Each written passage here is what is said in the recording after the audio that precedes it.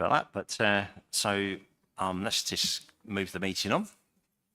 Thank you for our public speakers tonight, and thank you for everybody who's attending and listening online. So thank you. There's no fire alarm planned for this evening. Should the alarm sound, please leave via the nearest available emergency exit. Two of the closest exits are through the glass doors behind you and to my left, and through the double doors onto the riverside behind you. And please meet at Café des Amis. We are currently taking additional precautions due to a fault being detected on the alarm system. Precautions include regular checks of the building. Members of the public are welcome to make their own recording of the meeting using whatever non-disruptive methods they think are suitable. This meeting will be minuted, recorded and live audio streamed via the Council's website. The Westgate Garden gates on the riverside are locked at sunset, so it's well and truly locked by now. So members of the public must leave the Guildhall by the side exit through the glass doors.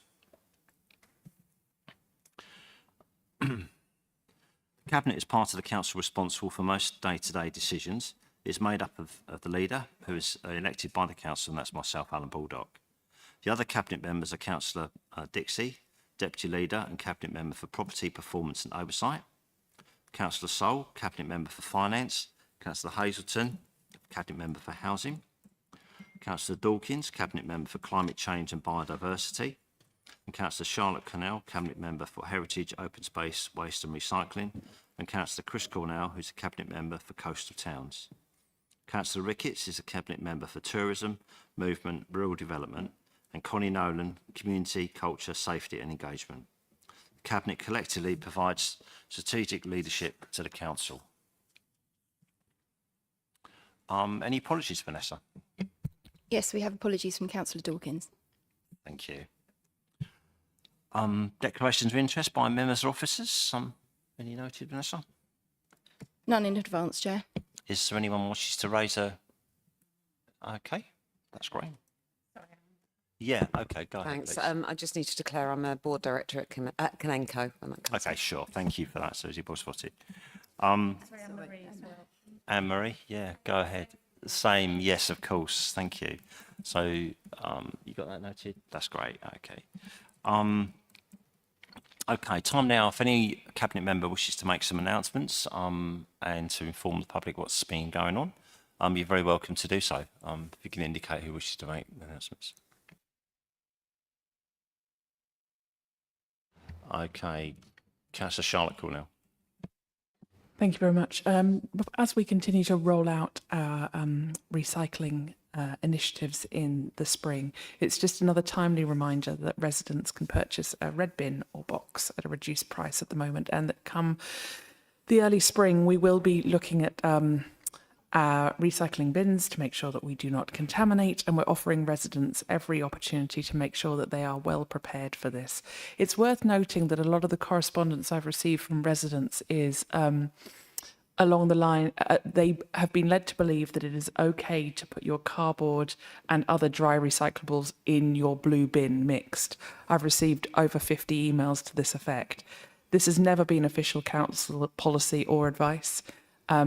Cardboard should go in an insert in the red box or in a red bin. If you do not have one of those containers, now is the time before January hits to get one. Thank you. Never. Yeah. Councillor Chris Cornell.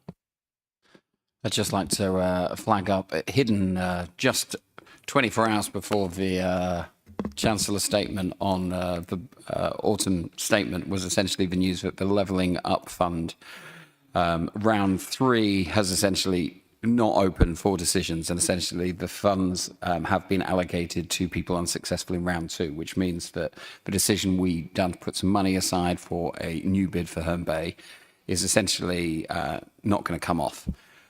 So just kind of flagging that as an issue. However, that doesn't stop our administration's kind of commitment to Herne Bay and trying to come up with a plan for its regeneration. I'm holding some meetings this week with a variety of local stakeholders, and I think in the new year we'll look to create a kind of small officer group to find out if the Levelling Up isn't the vehicle for which we can come up with a plan. We need to identify a way in which we can do so. If anyone has any ideas or other priorities that they need to feed into these conversations or wants to come and have a conversation with me, please do so. Yeah, thanks, Chris. That was incredibly disappointing, and I think caught us all on the hop a little bit on that. So really disappointing there. So well noted. So is there anybody else?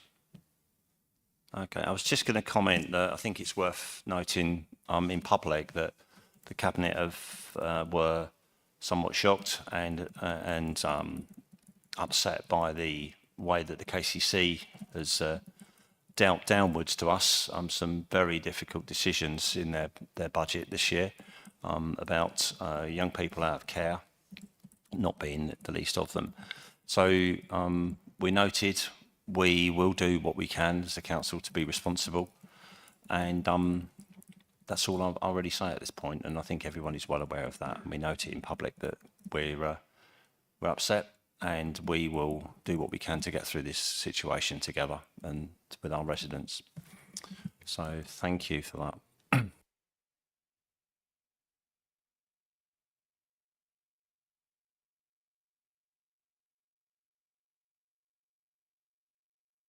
So, public participation, there's 2 public speakers, and we'll come to those in a moment. That's for item 8, that's Councillor Claire Turnbull and Richard Norman.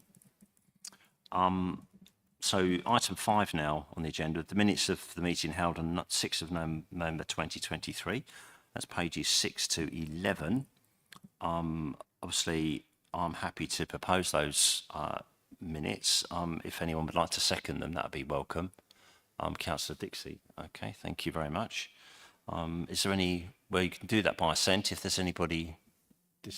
Okay, we're happy with that. Thank you for that. Okay. Item 6 now, references committees. That's the supplement pages that you had just a couple of days ago now, wasn't it? Yeah. Okay. Basically from the overview and scrutiny committee held on the 21st of November and the scrutiny subcommittee on the 22nd of November. I think has everyone had a chance to read those okay, and we're all aware of the comments. Personally, I thought it was absolutely some good debate there.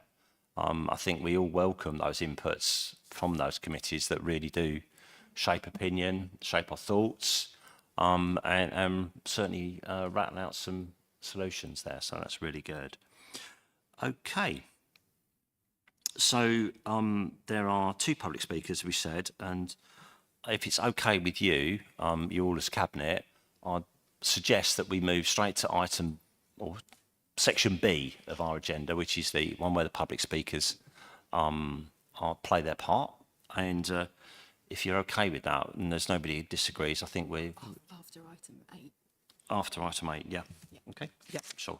We can do that. Yep. That's good. So if we're happy with that, when we get to the right point, I'll need to do one more item first. Okay. That's this one here, isn't it? That one there, yeah. Parish Council first. Okay, yeah. Sorry about that. Yeah, that's okay. Thank you. Yeah, it's a good job someone's keeping me in line. Let's see, I get the idea here, but okay. Thanks for that. So the first item on part we're going to do is the Parish Council Grants Allocation of Fund. That's pages 12 to 23. To consider a report by Services Director of Place, that's Marie Royal, and Head of Service Culture, Leisure and External Development, that's Michelle Mubarak. And I understand Susie Wakeham tonight is going to step in there as our officer on this particular item. Thank you for that.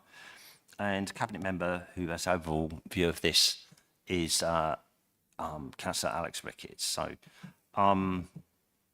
if Alex would like to pick up now and introduce the item, and I'm sure Susie will come in there and all of us as well. So thank you, Alex. Thank you, Chair. We'll go through this in a bit more detail, but basically the options in front of you for the Parish Council capital grants this year are to resolve, and the recommendation are option 1 to fully fund the highest scoring projects at 100%, or option 4 to undertake a review of the current programme of support available and consult with parish councils in line with the parish charter. give you the full options in front of you just before that. So basically, this is a programme of capital grants to parish councils. It runs every year. It was undersubscribed previously, but another round of that happened where it was oversubscribed, and some of that is over. The overall budget allocated to this, let me have a quick check. But basically, option 1, which I've already mentioned, is to fully fund the highest scoring projects at 100%, and this allows all of the highest scoring projects to be funded fully to deliver their project within the parishes. This does mean 2 projects will not be funded, and the total allocation is £21,960.69, which is under the budgeted amount. And just to count that the budgeted amount for this is part of the parish charter, so it's not part of the ongoing budget process. So it was agreed 2 years ago. Option 2 would be to fund all parishes for only 1 project each.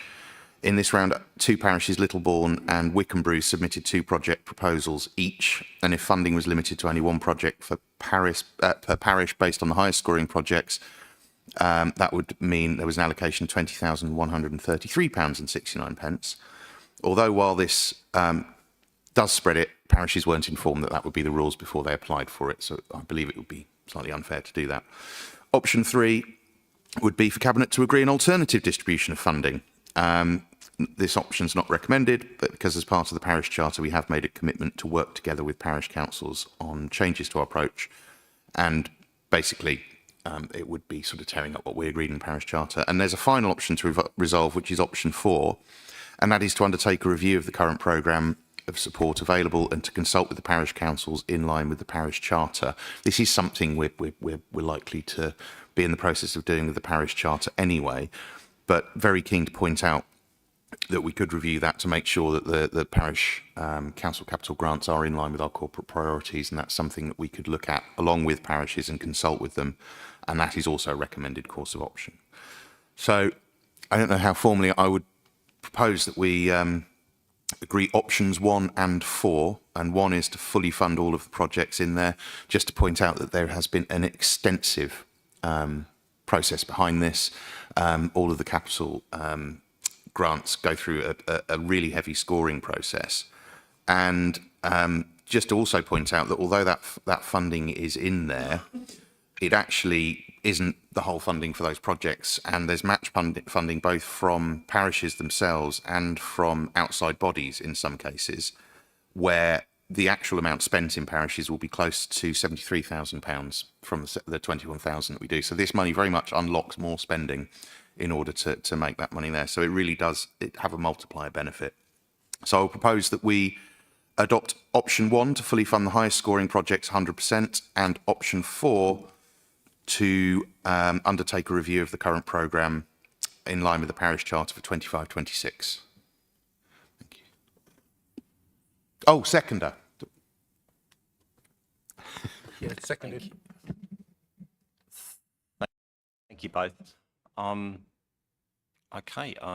Any comments on that by any of the cabinet? I know we talked about this before, so Councillor Hazelton.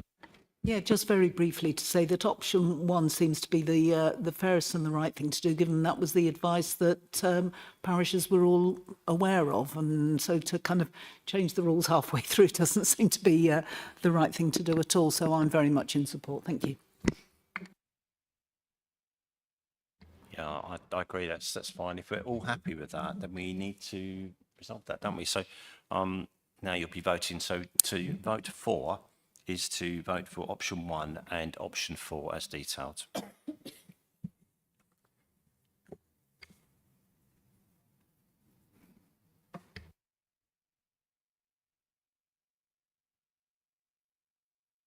And that's carried unanimously, Chair.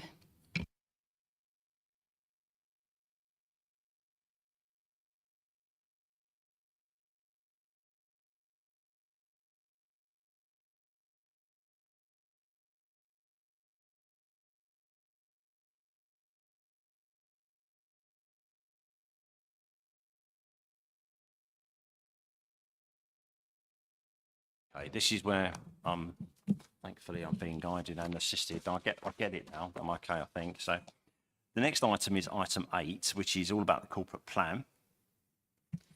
So we've got two public speakers for this one, and the officer is, as I said, Councillor Turnbull and Richard Normal. The officer is Peter Davis, and the cabinet member for this one, in charge of that, is me. So let's take the public speakers. Yeah. Okay. Councillor Turnbull, please.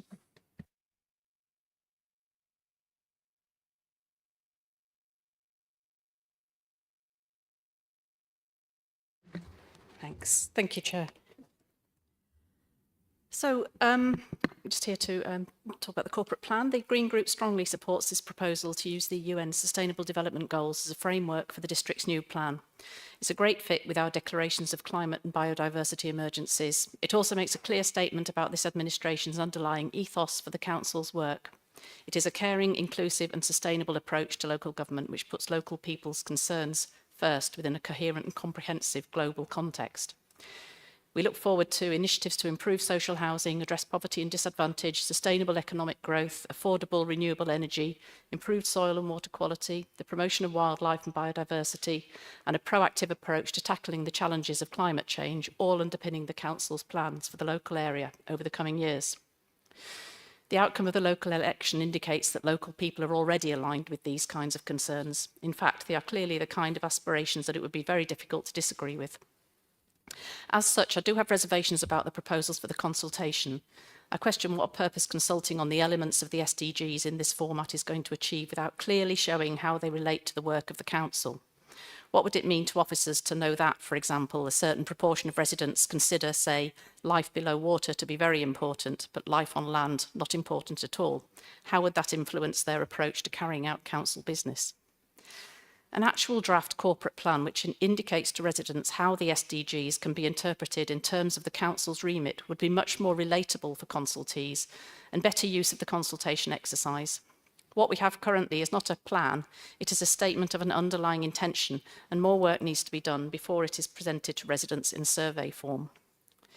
The LGA, which encourages an SDG-based approach, makes it clear that a mapping exercise should be the first step and encourages a partnership approach, which involves awareness raising, meetings, workshops, basically more groundwork to build up to a draft. I'm concerned that the survey as presented will be confusing for residents and not particularly revealing. Other councils, as we know, have already taken the SDG approach. For example, City of York did for their 2019 to 23 corporate plan. There must be good practice and lessons learned from other councils, which we too can learn from, and I hope these are being taken into account. So basically, this represents a great step forward for the council, but it does need to be done properly and not rushed. And the consultation documentation needs more interpretive work before being presented to all residents. Thank you. Thank you, Councillor Turnbull. That's excellent. Thank you. This is Mr. Rick Norman, or Richard Norman.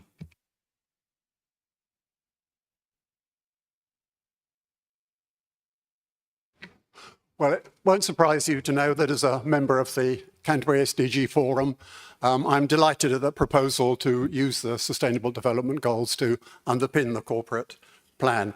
I mean, it's a great idea. It's a great way to embed local aspirations within a global vision in relation to the challenges that face us all.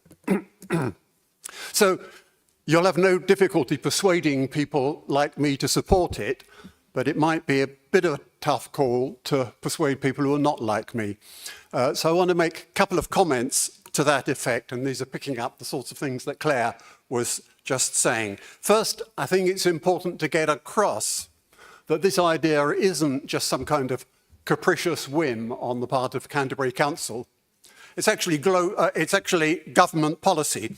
In 2019, the government submitted a voluntary national review to the United Nations of its progress on the SDGs, signed off by Rory Stewart, and in it, it said, the UK's cities, local authorities and local partners play a key role in supporting delivery of the goals. Local authorities are well placed to provide the vital link between local communities and businesses and the goals by connecting local priorities with the goals and raising awareness of their importance amongst stakeholders.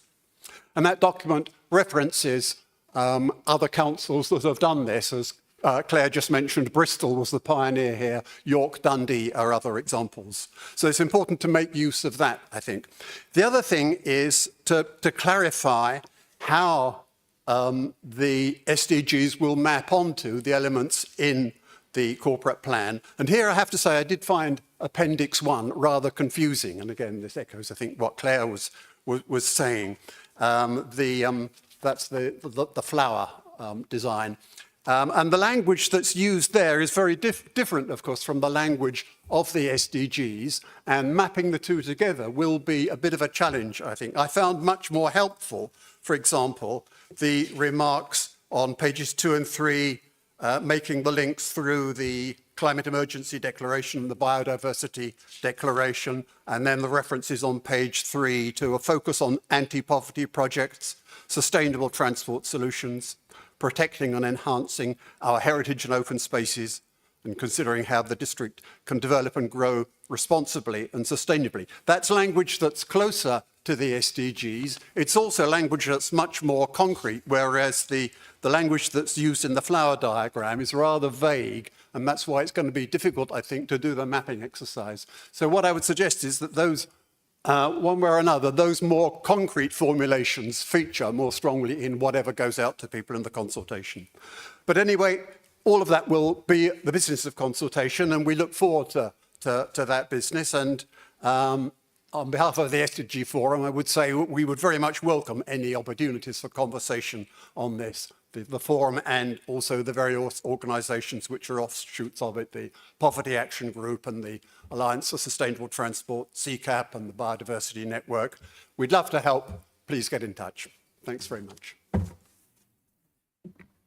That's brilliant. Thank you both very much for those comments. They're welcome, and I think they're certainly shared by us in Cabinet as well.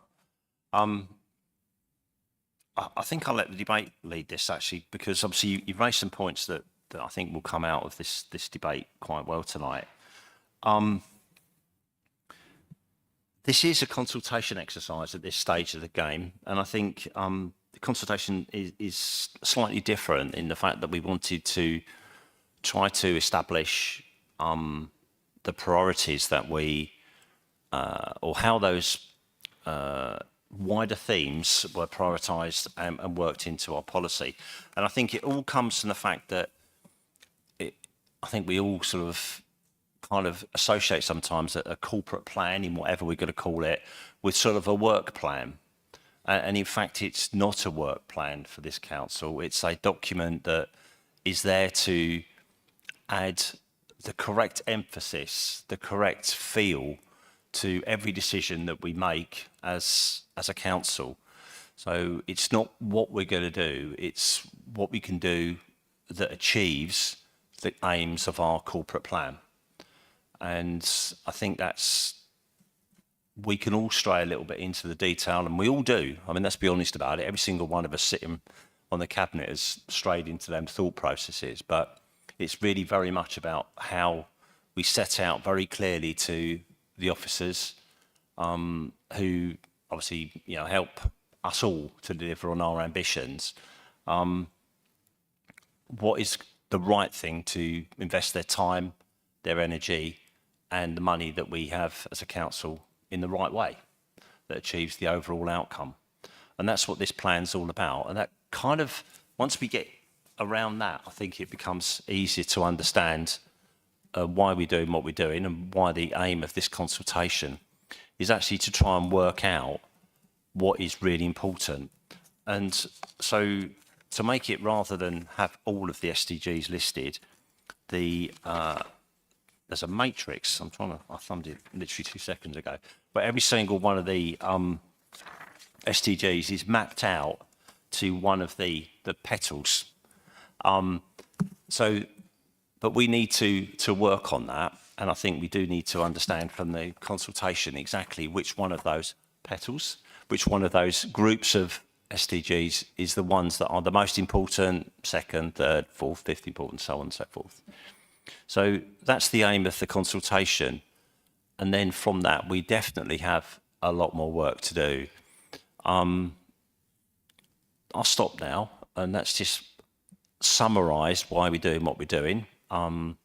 Hopefully a little explanation there, but obviously I'd love other people, other cabinet members to comment as well, because we've had some really long and detailed and some really good discussions over this as a group.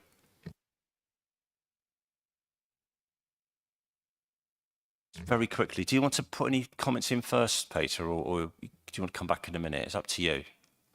Yeah, that'd be great. Sorry, I should have said that. I'm looking at you and you sort of look to not pause to leap. So we go. Okay, Alex, please. Thank you, Chair. I take both points from the public speakers. I completely agree. And one of the reasons I think that we are consulting in the way that we are going out to consult is we have exactly those concerns that Councillor Turnbull raised. That, and I actually should probably first start by saying this is an excellent piece of work from Peter and the team that have put together. And I was really excited when this came forward. And it's something I know that we've talked about a lot in the past, but there is a huge amount behind this and a lot of thought has already gone into it.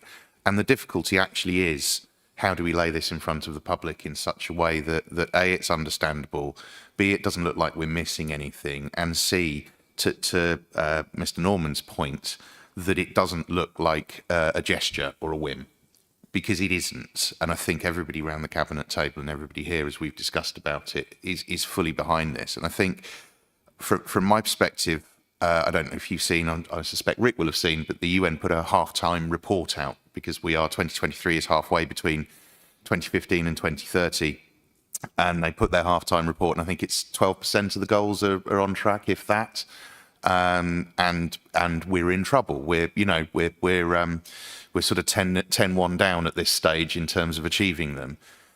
And it isn't the time for gestures, but what it is time for, and I've worked with a lot of companies and I've done a lot of stuff on UN Sustainable Development Goals where there is always that fear that you're going to be, oh, it's just a nice thing that you can put in there that makes it look like you're doing something. But unless absolutely every company, every public organisation, everybody with any concern addresses these, then they will not be met. And it is really important that we do our bit to do it. We're not going to solve the problem, but we do have, and as Claire said, there are issues of life above ground and life below the waves as well. We have to do our bit on every single one and get somewhere towards it, and together we can do that as well. I think this sets a really strong challenge to us as a council to try and make sure that we are living up to the commitments under the Sustainable Development Goals. I think there will be a lot of individuals and businesses and groups within the district that will welcome this and help us to achieve as much as we can as well. I think it's very important to be seen to be leading on it. But the other thing that we need is we will need some help, and we will need that expertise, and ways that we can communicate it to the wider community as well, I think will be really helpful. So I hope that this consultation will be a very popular one, that will get a lot of views, and perhaps we can improve on what I think are lovely petals, but perhaps we can improve on that in the way that not only we communicate it, but the way that we live up to the targets that we've set ourselves. So I should be voting for. Councillor Charlotte Cornell. Thank you. Again, I mirror a lot of what both of our public speakers reflected. I think this is an excellent move from the council to base our corporate plan here, and I'm fully supportive. And I will echo Alex's point. I already know I will be voting for. However, I do ask that we reflect and make sure we get our consultation exercise bang on. We need a little bit more differentiation in some of the answers that we're allowing people to give. It would be great to see some degree of ranking, because a lot of the people that respond to this will be absolutely in support of every single item that they're being asked to support. I just worry that there'll be little differentiation unless we refine slightly what we ask of people. I'd like us to consider, we ask individuals what their priorities are, then we ask what their priorities are for the district. I wonder whether a third element of differentiation could be individual, then for their nearest town, city, town or village, then for the district, because we're asking people to consider and compartmentalise where they sit within their own community and then their wider community. And I'm not sure for many of our respondents, they immediately have a concept of what the district is as well, and where that stretches. And I just make sure we're offering that information, and obviously a hyperlink to the map, so that people can see. Some people may not appreciate that some of the villages that are on the edges are included, and there are ANOBs there that people may not know about. And I'd like some kind of mapping and demarcation of those really important zones and SSIs, so that people can visualize those really important spaces we hold within an appreciation of the district. I think we'll get more considered responses. But those are just requests from me as we work with, Peter and the comms team on making sure this consulting exercise gets us some really valuable data. But I absolutely will be voting for today. Thank you. Councillor Crisco now. I'm sure many of us around this table remember the last corporate plan when it was suddenly dropped on our doorstep. And as a councillor new at the time, I kind of had a bit of a problem with it, because I don't know about you, but I got into politics because I wanted to answer the big questions. I wanted to deal with poverty and inequality and injustice and environmental justice and the big problems which essentially I think solve our world. When we came up with then a corporate plan when we were sitting around the council, and our kind of redactive approach was essentially we can't solve everything, so we're going to set so specifically tight to the fact that we're just going to deal with enforcement and bins. I kind of wondered, well, that doesn't solve the problems which I have when I'm speaking to people on the doorstep who still care about the big issues. We still have to achieve and reach people's aspirations, sometimes increasingly with less amount of money. But that doesn't mean that we should shut down conversations or say it's not important, or that, the fact that you can't find housing for your kids, or you're worried about this, isn't something which is our responsibility, so we shouldn't care about it. I think pulling together this kind of corporate plan has been a bit of an exercise, because I think that when we all started, we thought the corporate plan was basically a kind of work plan for where we were going to go. And I think, Alan, your reflection is right, that the key is basically this kind of a corporate plan is basically a decision-making tool. It's a way in which we establish rules about what the council can and it can't do. They're kind of simple rules that you establish for kind of strategy. They tell you about what are the boundaries of the council's responsibility. What do we prioritise? What do we stop doing? How do we work with people? And the key element in here is essentially, how do we work with people? We work with people who share our interests, and we do so in partnership. We don't go it alone anymore and just look at our interests. We use statistics which people care about, rather than in the current corporate plan we say economic development is recorded by how long people spend in our car parks, which seems very confusing when we then try to discourage people from spending time in our car parks by encouraging them to go through park and ride. And we essentially say that, yes, we have got less, but that doesn't mean that we should shut conversations down. We've just got to find new and different ways of engaging with it. So the ambition behind this is something I can explain to people on the doorstep, because they care about big things, and the truth is, so do we. That's why we're in this. I do, however, picking up on kind of Claire's and Charlotte's point, I think the key thing here is that underneath the petals, where the language is clearer, as kind of Rick identifies, we need to find a clearer way of ranking. That doesn't mean, for example, that, if everybody says that we want to look at life underwater, we don't look at life over water, but there are ways in which we are going to have to prioritise. And I think if we can more clearly identify what people think are their kind of their ones, their twos, their threes and their fours, there's enough in this to say we're going to look at everything. But what we need is a way in which we can a bit more clearly prioritise that kind of next step. And I don't think that's about throwing a baby out with the bathwater. There's good ideas here. It's about just making sure the consultation has good examples and allows us to do that ranking kind of appropriately. Thank you.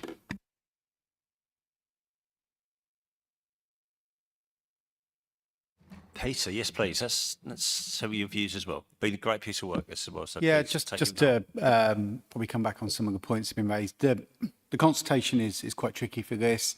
What you've got in the report pack is now several weeks old because of the way we have to go through the publishing side of things. So there is much more information. I think within there, it does set out some of the data that sits behind this. We're quite keen to sort of show the relevance of each of the SDGs to residents as they go through and answer it. we don't, as much as we would love it, we don't get a huge response on corporate plan consultations.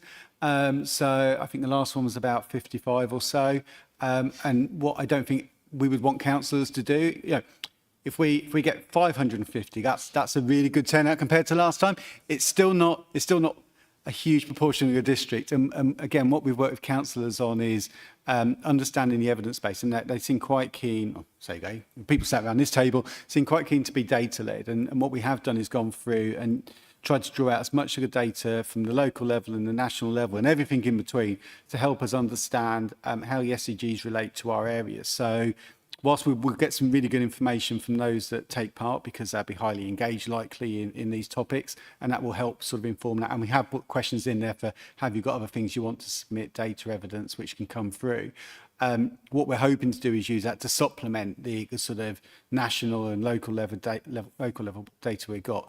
What we have sort of taken from some of the discussions we had today is the councillors aren't concerned or worried about looking at stuff at a very local level. So some of these will obviously apply more, some of them will be higher ranked in Whitstable compared to Canterbury, but actually some of the things we think might be slightly different. So if water quality comes up for Whitstable, which we probably would expect it to be a thing given how that's sort of played out, where's that coming from? Is that from the residents of Whitstable in terms of the discharges, or is that from people living in Canterbury that want to go to Whitstable and explore it as a visitor destination? Actually, how that comes across in some of the data and the way that we analyse it and we get the responses will influence the sort of thing that the council can do. And actually, a lot of this stuff is not stuff, and I think it's what Alex was saying, isn't stuff we can just do on our own. And I think we've tried to really put through the lobbying and the sort of championing role of the council. That this does require some of the major players within the district and slightly wider to actually get around the table and work with us. And there's a lot of work still to do on that. So whilst we're consulting for a 3-month period, which is a long time, in the background there'll still be more work happening, and we'll get interim reports on the consultation feedback, but definitely starting to sort of start work on that action planning. But like anybody, we didn't want to present a fully worked up action plan and then people come back and say, we really don't like it, want to change the name of everything, do something different, because one, that's a waste of resources, and two, it sort of suggested that we decided what we were going to do anyway. And like I say, there's different ways of looking at this within the resources we've got. So I think hopefully we're continuing to work during the consultation period as well on some of this, and hopefully through sort of promoting through this route and the consultation, we'll get some partners, including the local SDG forum, to sort of work with us on how this can be done. And just on the themes bit, and I didn't want to call it a petal and flowers, but that's probably going to stick now.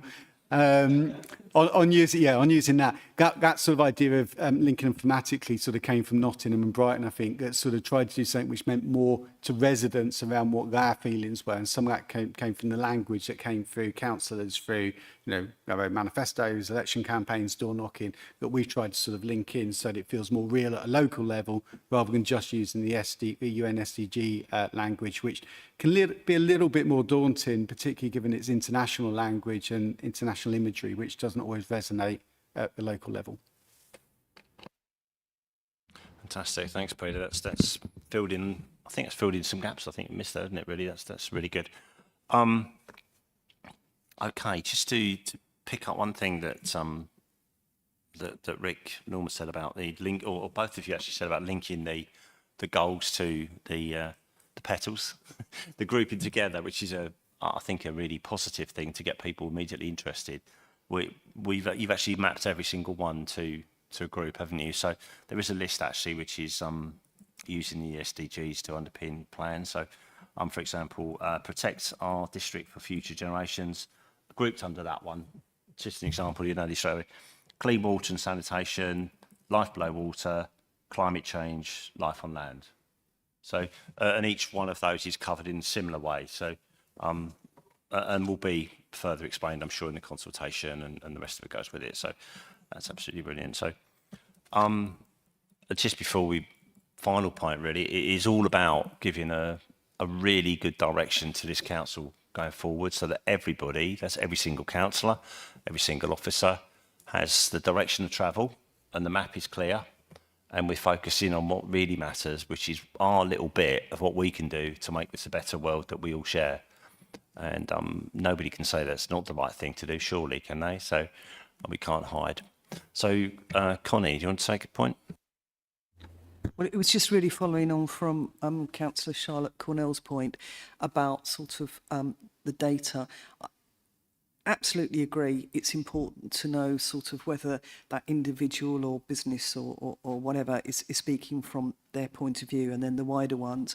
Can we also put a question in for organisations that represent people, how many people or households they represent? Because one of the things that I do find lacking sometimes is people say, oh, well, there's only 160 respondents, but I actually know that of those 160 respondents, there were residents' associations that represented maybe 1,000 households. And a lot of people do get a newsletter that says that their residents' association is going to reply on their behalf, as it were, and think, okay, fine, that's what's happening. So if we could sort of just have a little bit more drilling down into who is responding and how many people they represent, that would be wonderful. Just a small point. Thank you. Okay, that's brilliant. So this one we need to resolve, don't we? Yeah, we need to propose. Yeah, so I'm quite happy to propose that again. So who'd like to second it this time? Oh yeah, I can do that. Okay, thank you. And I won't, Happily second, Chair. Thank you for that. So I need to just go through the complete. Okay, that's great. Here we go. So there's several parts to it, so I'll go through it carefully. And then if Alex wants to change his mind and not second it, then that's absolutely fine too. And the draft corporate plan is put out to consultation for 12 weeks, starting on Monday, the 11th of December, and finishing on Monday, the 4th of March. Now, the consultation seeks the views of agenda item 8, pages 24, residents, businesses on the use of the UN Sustainable Development Goals as the basis for the new plan. And that's quite good because that's exactly what we're consulting on, not the actual content per se. Now, the consultation seeks the views of residents and businesses on the 4 themes of the new plan. That's it. So those are 3 items that we're going to vote on now. So no changes. I'll second that. Thank you. So that's a vote then, please, if you can. Thank you.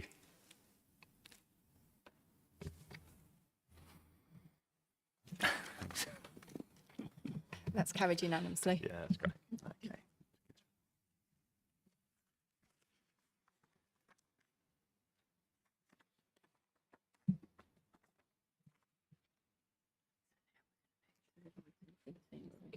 Yeah, it's okay. Right. Which is on page 5.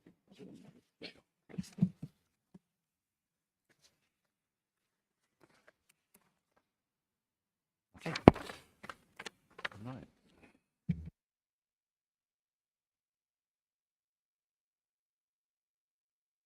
Thank you for that. Now, as we talked about earlier, we move now to part B of the agenda, which is item 14.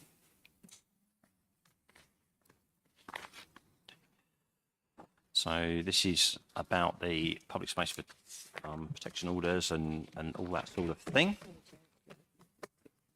Yeah, review of fixed penalty notice fines for environmental crimes. Okay, so that's the part of the agenda we're working through now. Okay, so we do that first. So, item 14. Review of the fixed penalty notices, fines and environmental crimes, pages 124 to 136. Yeah, okay. Is that okay? So, yeah, then, yeah. Yeah. Okay, you can that, sorry. Yeah, go on. Sorry, Chair, it's my hearing. Which item agenda are we on, please? Item 14. Thank you. 14, yeah. Which is pages 124 to 136. It's okay. So no rush, no worries. That's fine.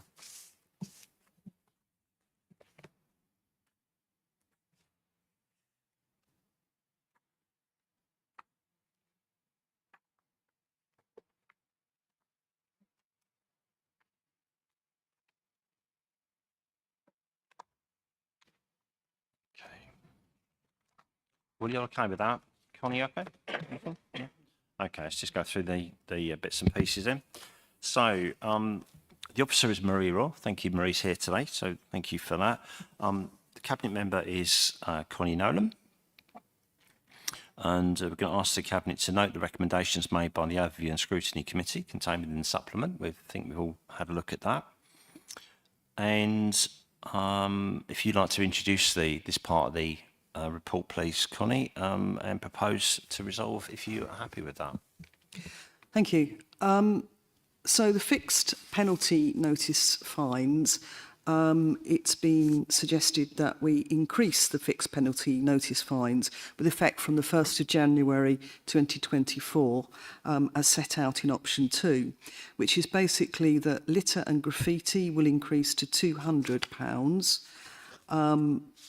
with an early payment reduction to 100 if paid within 14 days. That fly tipping, £1,000, no early payment reduction, and that household waste duty of care, £500 with early payment reduction to 300. And I'm proposing to the Cabinet that we go for option 2, and I'd like to give my reasons for that. Yeah. So,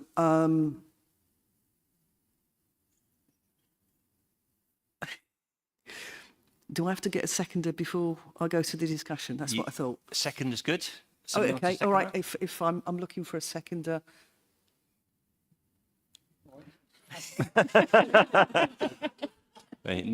Nicely stepped in there, Mike. Thanks for that. So proposed by Connie Nolan, seconded by Mike Sole. Thank you for that. so Let's Councillor move on then, Maxwell, Connie. thank Do you wanna- very much. If you want to take the reasons why, and I'm sure Marie will come in at the end and tidy any bits and pieces up that are not clear. So Yeah. thank you very much. So thank you. So basically, why are we going for such a huge increase? Well, the fact is that if we take fly tipping first, fly tipping is a scourge. We can't have an environmental policy. We can't talk about sort of, making sure that the climate's all right if we don't enforce fly tipping and make sure that people who fly tip are fined for such. What are we actually talking about? We're talking about the professional fly tippers here, people who are unlicensed carriers of refuse, who look around for somewhere to tip. I know that some of my colleagues have been involved in situations where they find empty garages and they fill them up with rubbish because that's an easy way of getting rid of it. I know local farmers find that they turn up to feed their cattle or whatever, and they can't get into their farm gate because somebody's dumped rubbish there. We know that this is an increasing problem, which has been highlighted in Essex and is spreading across the southeast, where we have deliberate people who are unlicensed refuge carriers. So we need to be very firm and have very strong enforcement about fly tipping. I know that people are very exercised about litter. Is it sort of something which we should take a more lenient approach? And in fact, that is the approach which is taken. I discussed with the officers and also with the director of NES, and they've very much taken an engagement and education approach to this rather than an enforcement approach. I know that at the overview and scrutiny there was a lot of discussion around sort of the conduct of over-officious officer, and I brought this up with the director of NES when I spoke with him, because I think that when we have an over-officious enforcement of that, it reflects badly. But I also know that, and I pay tribute to Marie and to Lacey Dixon, they are very rigorous in looking at the evidence and refunding the fine if something has gone wrong. So I have every confidence in the fly tipping and in the littering payments. I know also that people are quite concerned about the household duty of care, and that is something which I know is a bit of a problem. We have a lot of 2 up, 2 down houses where people can't have the wheelie bins for the rubbish, and therefore they sort of use the sacks. We have feral animals like foxes and seagulls who will sort of attack and open up those things. But basically what we need to do is we need to have an education and engagement approach, which is very much along the lines of, well, don't put out the sacks until it's the morning of the delivery and so forth. So I'm actually sort of very much saying that we should make sure that we have these strong enforcements in place, because we have engagement and we have education alongside that. And I'm interested in my fellow Cabinet members' views.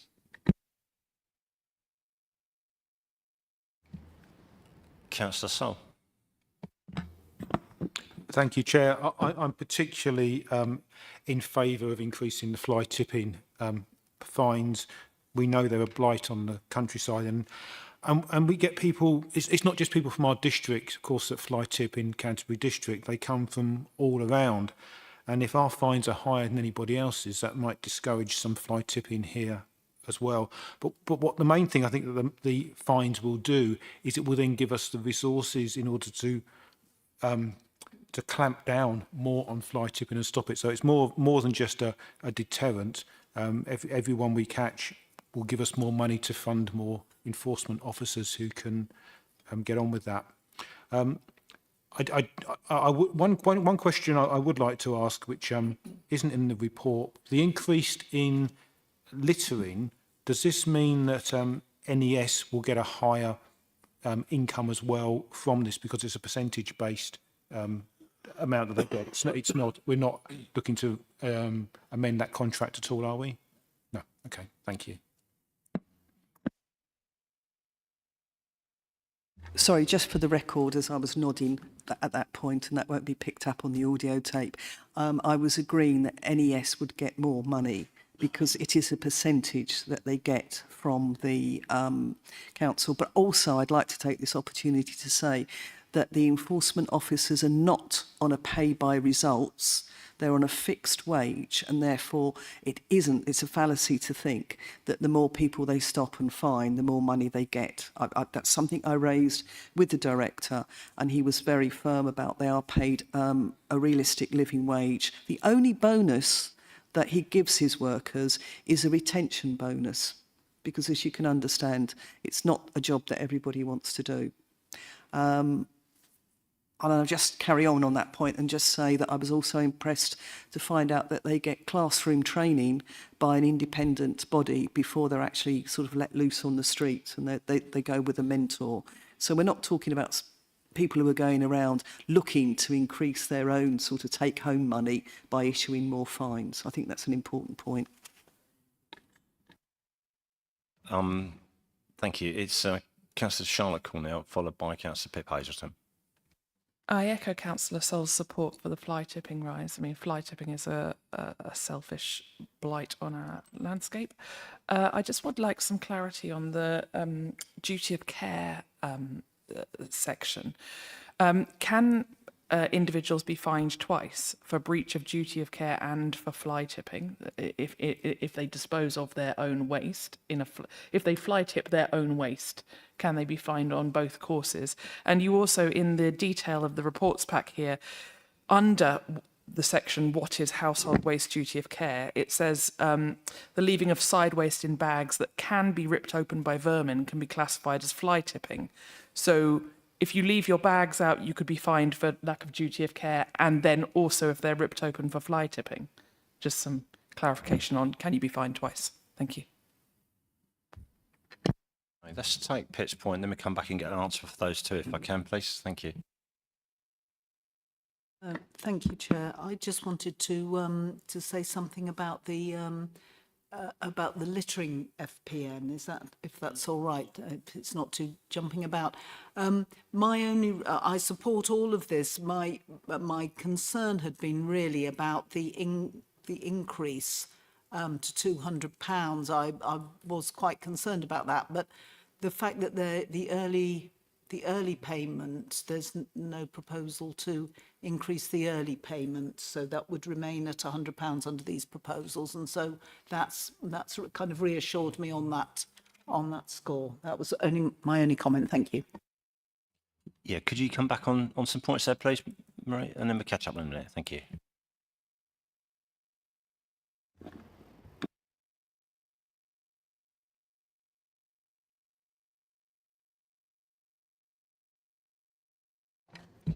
Thank you, Susan.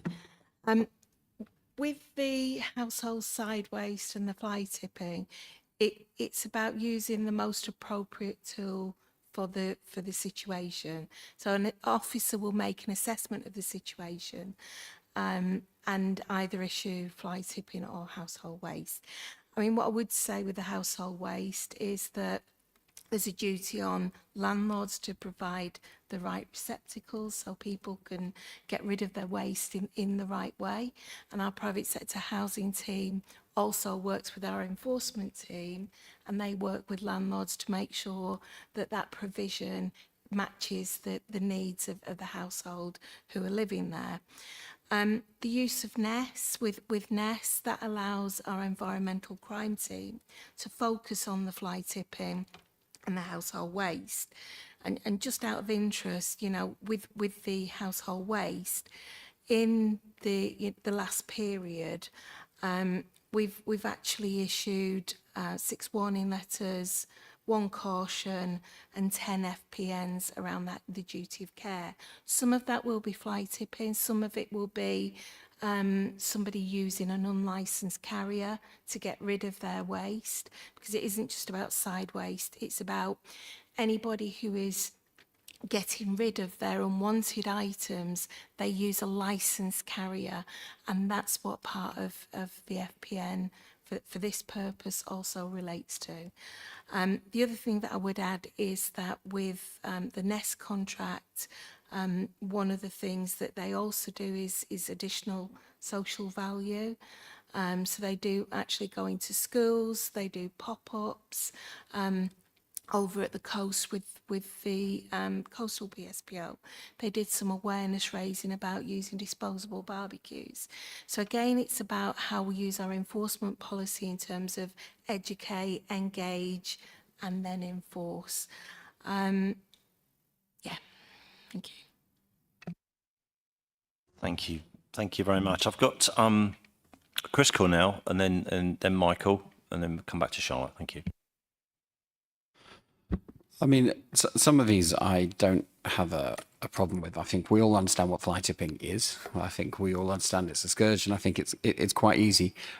Similarly with littering, although I would say that one of the things I certainly think is if we've got an early bird offer, we need to very clearly tell people how they can contest this, and essentially, you know, not force them into a situation when they pay, even though they may legitimately have a question about the officers and the officers' responsibility. So it's about just really clearly saying, you know, if you have a concern about how this was delivered or enforced, or you believe essentially, you know, there's proof of innocence, tell us, so to speak, and that stops the clock, and we'll investigate it, so to speak. I do have some concerns, I think, about the duty of care, purely because A, not many people understand what we really mean by the term, and B, anything which we really enforce here strikes me as quite a complicated education piece, right? So if we're talking about use of unlicensed carriers, I find that arguably a little bit simpler, so to speak. You know, although I would expect us to reasonably give indication and information to people about how they should check it, you know? So essentially, when I pay for somebody who comes off Facebook who says he can come and, you know, get rid of the stuff at the end of the garden, what should I be physically looking for, and what liability do I have if it goes wrong? So I think whatever happens, we need that piece. But I do have a kind of a slight issue with the side waste and how it's operated. Now, in some ways, I can see a really positive thing. I live in, you know, I represent an area where there's lots of Airbnbs who use green bags, and they all put them out at the wrong times of the week, etc., and they are all cut up. However, where does the council tell you when you should put your waste out. If I'm going away for the weekend and I don't know essentially if I'm going to be back on Monday, can I reasonably put my waste out on a Saturday? And if I don't, where is that, recorded? Or if I'm a student and I move into accommodation and the landlord hasn't provided me with the appropriate situation, I'm the person who then's going to get the fixed penalty notice straight away, not the landlord, so to speak. So there's a bit of nuance here about where we seek to apply them. So I think, new student lets at the beginning of the year would be a really, a place where we could sensibly, deal with situations slightly differently. So, and I think if we are going to enforce that thing about side waste, we really need to be clear about what the expectation is and where we're collecting information about what is a reasonable expectation. Because we all think of people who put it out on a Tuesday and it's coming 6 days later. But if we're going to be enforcing people because they put it out on a Sunday morning rather than a Monday morning because they were going away for a day, what is reasonable in that duty of care? Yeah, thanks, Chris. Like, good points there. Similar things. Michael, do you want to come back now? Thank you. Thank you. The difference in littering in this area between term time and holiday time is quite significant. And much of it is wrappers and bottles from kids' breakfast on the run on the way to school. I'm not sure whether we can engage more. Marie mentioned engagement with the school, but I'm not sure that's having much impact because it is in some areas, like alongside Victoria Rec, is pretty bad. So should we be going into the schools more and educating? Also, should we be to the student-lets and the and other premises which have a transient population, which Chris have referred to? I think we need to do our part as well as fine. We need to educate, engage and educate even more. I know it's not easy. Thank you. Is it just Charlotte made a comment? Wanted to make a comment. Is anybody else after that? The other councillor, Cornell, actually asked half of my question, and the other half was simply a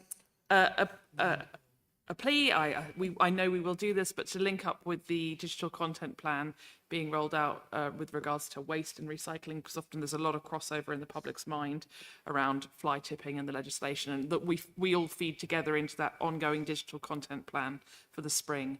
I'm working with waste and recycling a lot of mythbusters, and similarly we should definitely have those chats to make sure that information is accessible to the public with regards to fly tipping legislation and bulky waste collections and how people can access those waste collections and set payment plans, etc. Yeah, thank you.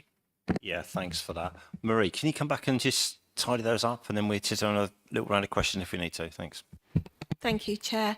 I think just one point to say relating to students is obviously we've got the higher education, further education partnership that Councillor Nolan sits on as well. One of the themes in that is the environmental theme.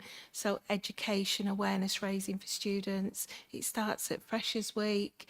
There's lots of community input as well in terms of awareness raising. So we do link in with the universities. We've got links with the student landlords, and obviously we do have an impact through our HMO licensing with the student landlords too.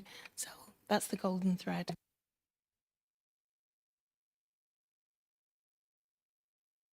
Yeah, that's that's fine. Any other comments on that? I think there's a few things Chris, yeah. If we vote this through, I just wondered essentially whether maybe 6 months or so in, we could maybe circulate something among Cabinet or councillors about the geographic distribution. Because it strikes me, the issue we're talking about, duty of care with student areas, we might pick up on, so to speak. But also like a problem in my area is that Airbnb owners frequently get, they put their bags out, they're all wrapped up, and so as a result, to be honest, they all put them down alleyways, which are privately rented space, and so essentially we can't pick them up. And I don't want to create a situation in which, because we've upped the fines, they just hide them away more, if you know what I mean. So a bit of local knowledge, essentially, I think, on the ground would be quite useful. Maybe 6 months or so later, just maybe a report to cabinet member, which we can kind of reflect on, because I think they're worth doing in order to set a bar if we can get some myth busters out there. But we should also not be afraid in essentially saying that if our approach is education first, we should look at where the particular hotspots are and try to consider whether there's a more nuanced approach to dealing with some of those particular issues if we kind of get them. And I think that challenge would be useful. Yeah, thanks for that, Chris. Yeah, it took quite a lot, actually. Certainly from my point of view as a ward councillor now, rather than chair this committee, that, I mean, I certainly live in a area with a high student density, and it's an absolute nightmare. And one nightmare that, you know, we all talked about many times, I know Charlotte's got many thoughts on this, is the contaminated bin situation, you know, that just sit, that, you know, the blue bin's full up of everything other than blue bin stuff. But nothing happens with a student household. It just sits there and the bags pile up round it. So, you know, the point you made, Chris, is not dissimilar to parts of the HMO with, holiday lets and so on. So we do need to solve those problems. And I just wonder whether at this same juncture of time, the enforcement is there, but, you know, it's not going to work if people just, you know, literally, as you say, sling it. We've even had like issues where the bags have been slung over somebody else's garden, you know, which happens all the time too. So somebody else invents the problem and you never know where it comes from. And I mean, I've had bags of rubbish thrown over the wall and land up on my shed for before now. And when you have a look in the bag and you found out where the pizza delivery come from. So, you know, but they're all things that happen in student areas particularly, and no doubt holiday let areas too. So we do need to solve that problem. And I feel slightly queasy about accepting that we've got increasing fines, but we've still not come up with the solution. And I'd be more inclined to think, okay, let's chip away at this. You know, let's have some work on it, and then this fine is there in the background if we need to do it, but it needs to be solved first, I think. Sorry, Marie, please come back on that point. Yeah. Sorry. We can't issue FPNs for contaminated waste in the bins, but if anybody has got a bag thrown over the back garden and report it as fly tipping, you know, the team rip the bags open, find an address, and then enforcement action can be taken. That's really fine, but of course the contaminated bins still are the root cause of lots of the side waste, because there's nowhere to put your rubbish because you've not got rid of it, and it's not my job to get rid of it, and all of those issues. So we need to be really clear, I think, what is the route forward, which is what Chris was saying. What is it that I can do when I'm in this situation? And that, I think, makes it less excusable to actually do what we're asking people not to do. So just any thoughts on that? Just really, I mean, have we got plans, in other words? That's all. Do we need plans? Probably more we do. Do we need plans to do something about it? I don't know.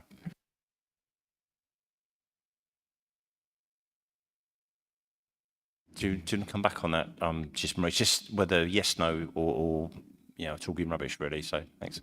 I mean, I think that the best approach would be to, you know, with the 6-month review, look at the hotspots, get the data from Kanenko, get the data from the fly tipping reports, get the data from other where we've issued warnings, FPNs, etc., and look at it in the round. I think reviewing where the hotspots are, doing targeted operations, and a lot of that data will come from local councillors, from complaints that we receive and things like that.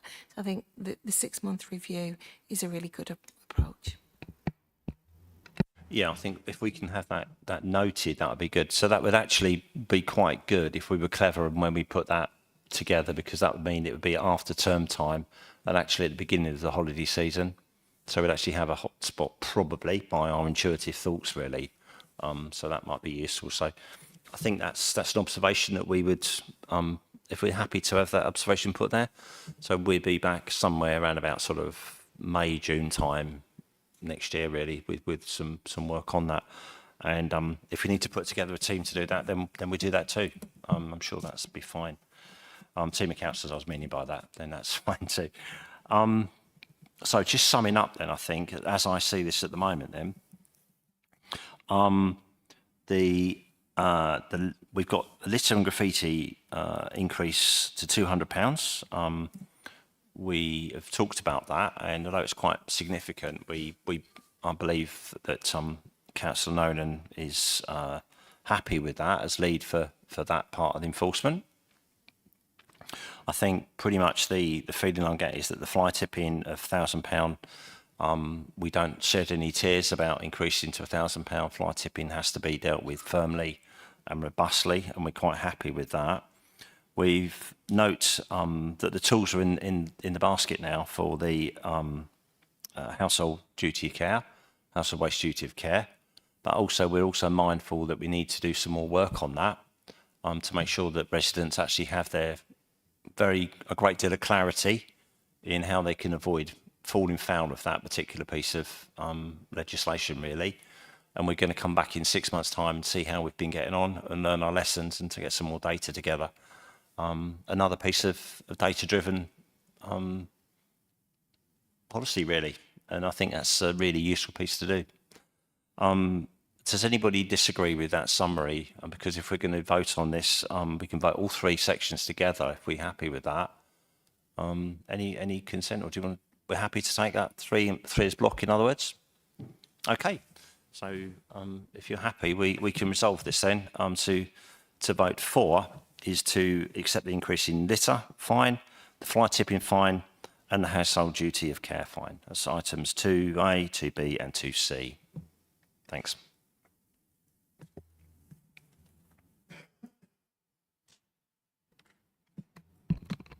And that's unanimously resolved, yeah. Thank you. Okay.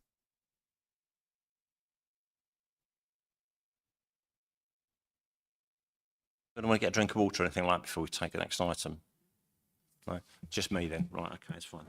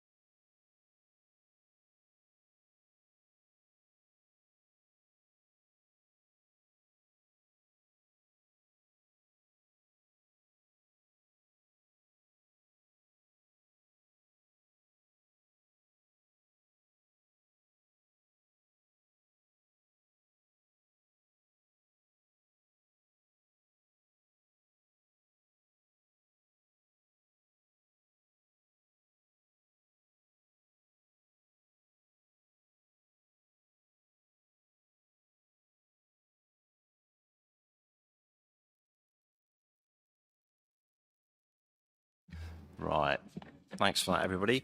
So back now. So we're going to move on to item 15 now, which is pages 137. And this is all to do with the City Public Space Protection Order. You can consider the report of Susie Wakeham, Director of People and Place, and Marie Royal, again, Service Director for People. The officer who's going to be our guide on this one is Marie Royal. Cabinet member is Connie Nolan. So, 6, 7. And, okay. So, Connie, you okay to take it from here and just work carefully through it? There's quite a lot on this one. I know I've been talking to Connie a little bit earlier on, so I'm going to spend a little bit of time going through some things in detail here as well. So, I think it's fair to say we've had lots of debate over this, lots of conversations. The feedback from the scrutiny committees was useful, guiding, and I think there are some uncomfortable feelings around the cabinet floor as well about this. So, Connie, if you'd take it away, and obviously if you can point out what we've done in the way of engagement as well with our councillors and so on. So, thank you.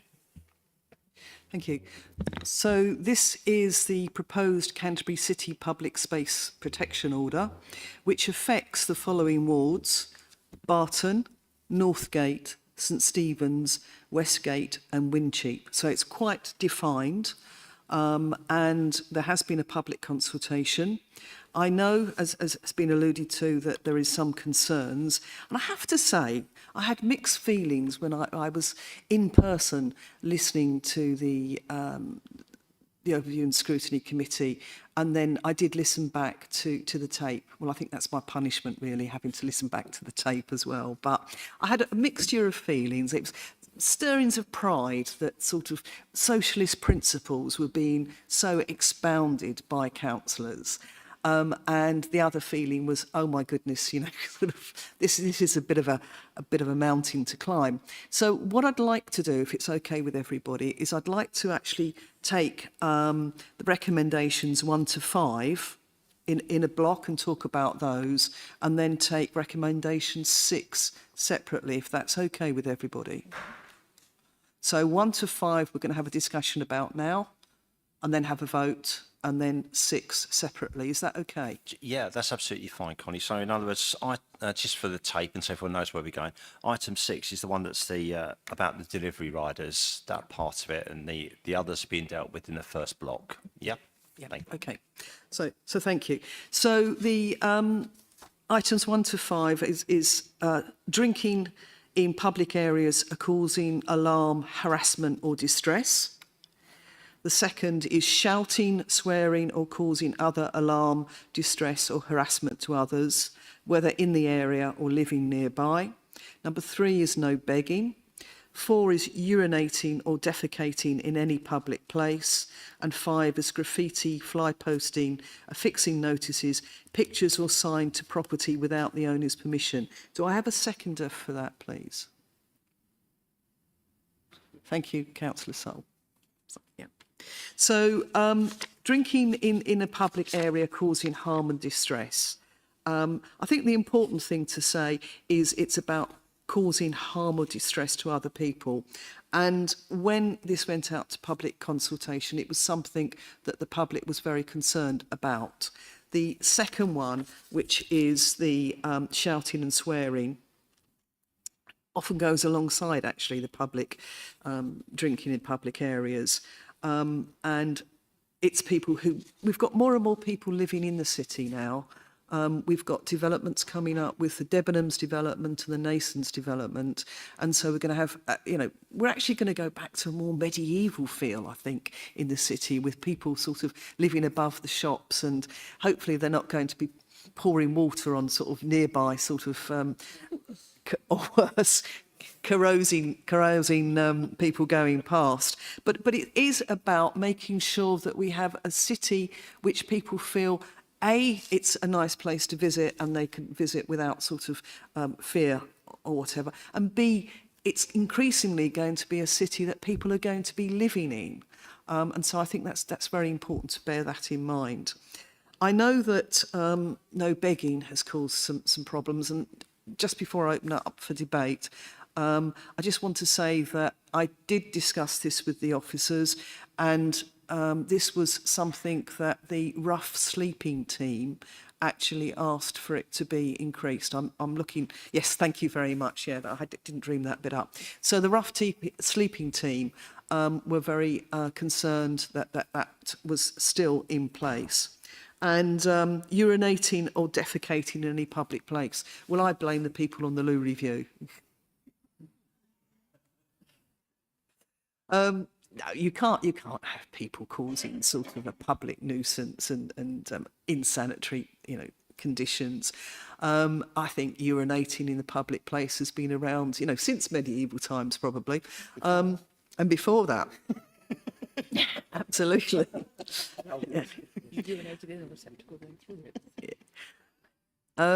So I think we have to be sort of make sure that sort of that doesn't happen.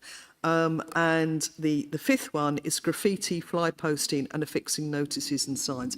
That doesn't affect, I want to be very clear, that doesn't affect murals or things which are approved by the council.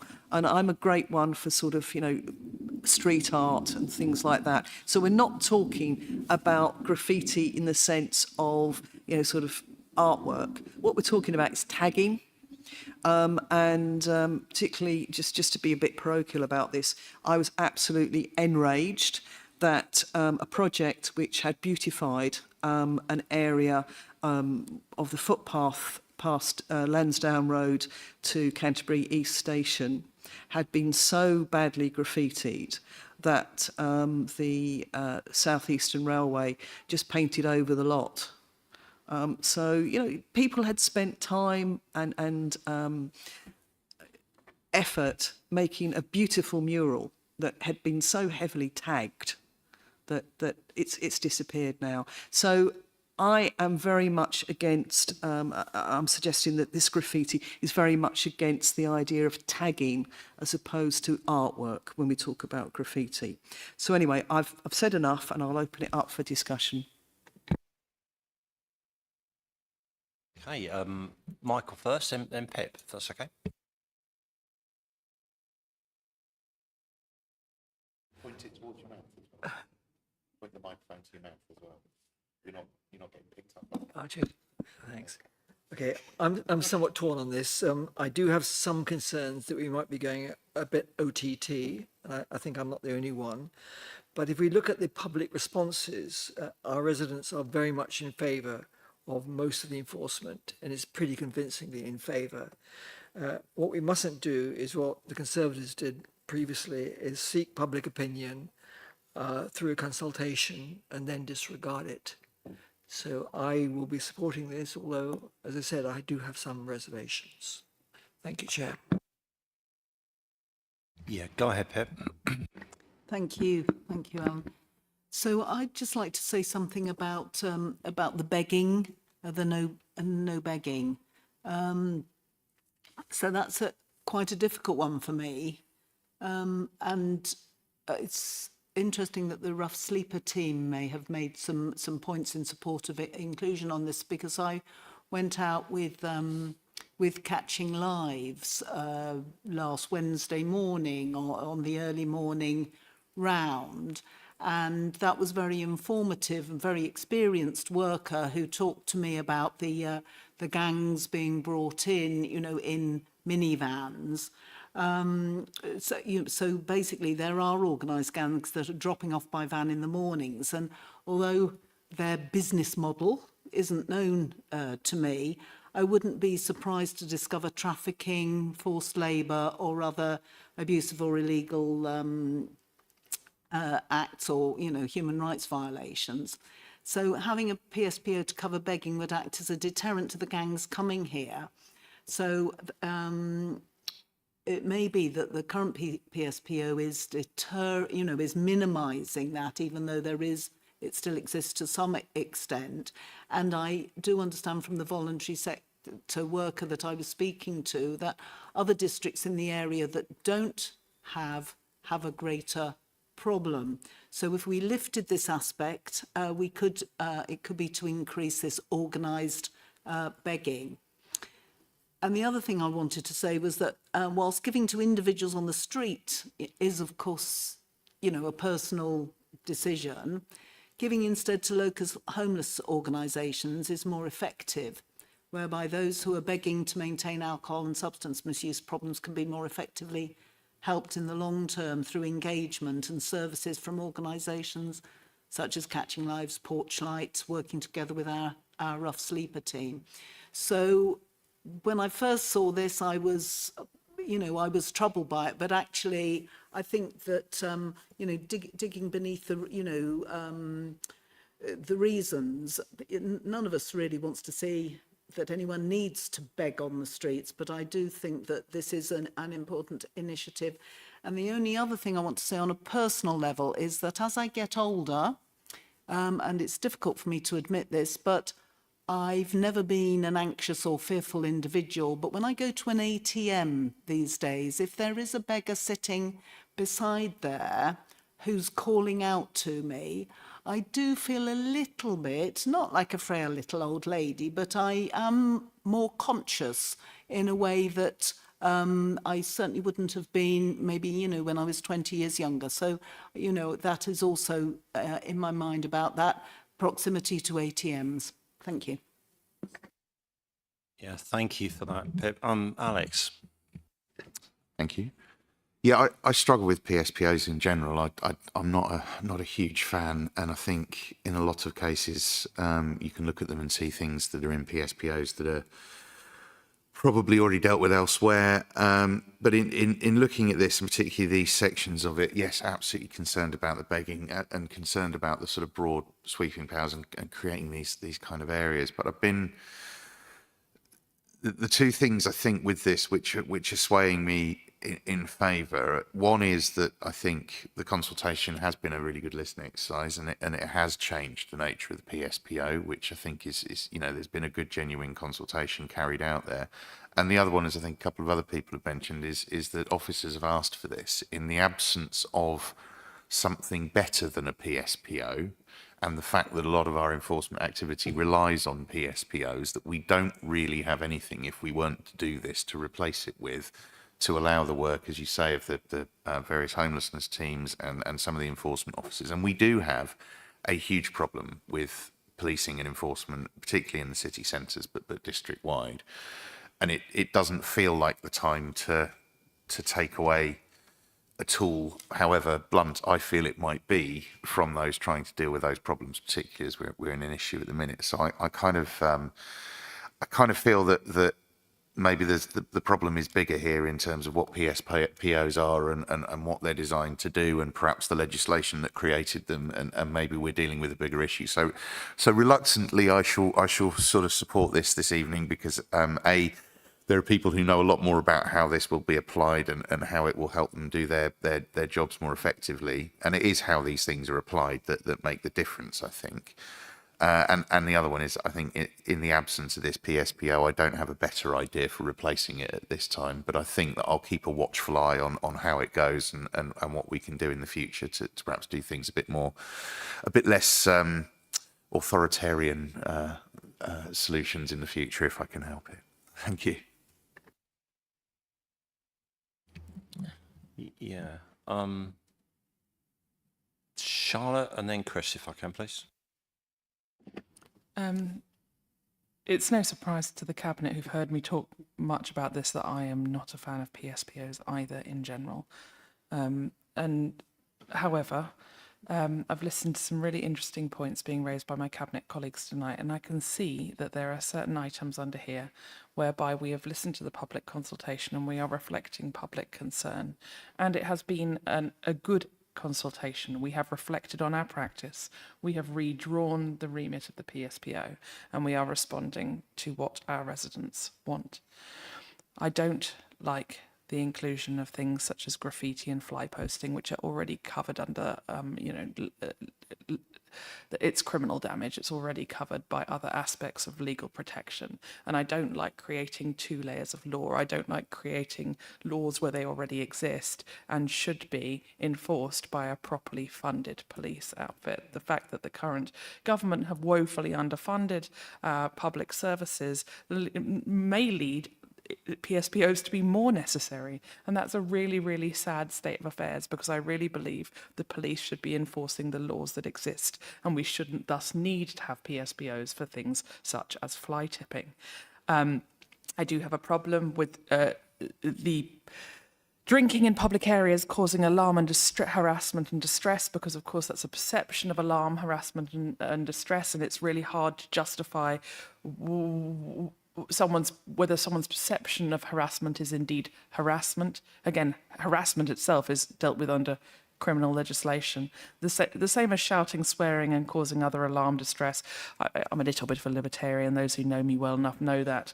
And, you know, there is a certain, I think, freedom to use the language that you choose to use. So half of these I do have a problem with. The other half I can absolutely see the utility for. It's been a really interesting debate. I will be abstaining tonight on these particular items. Okay, Chris. I'm not a massive fan of PSPOs either, as some of my postcard campaigns will show.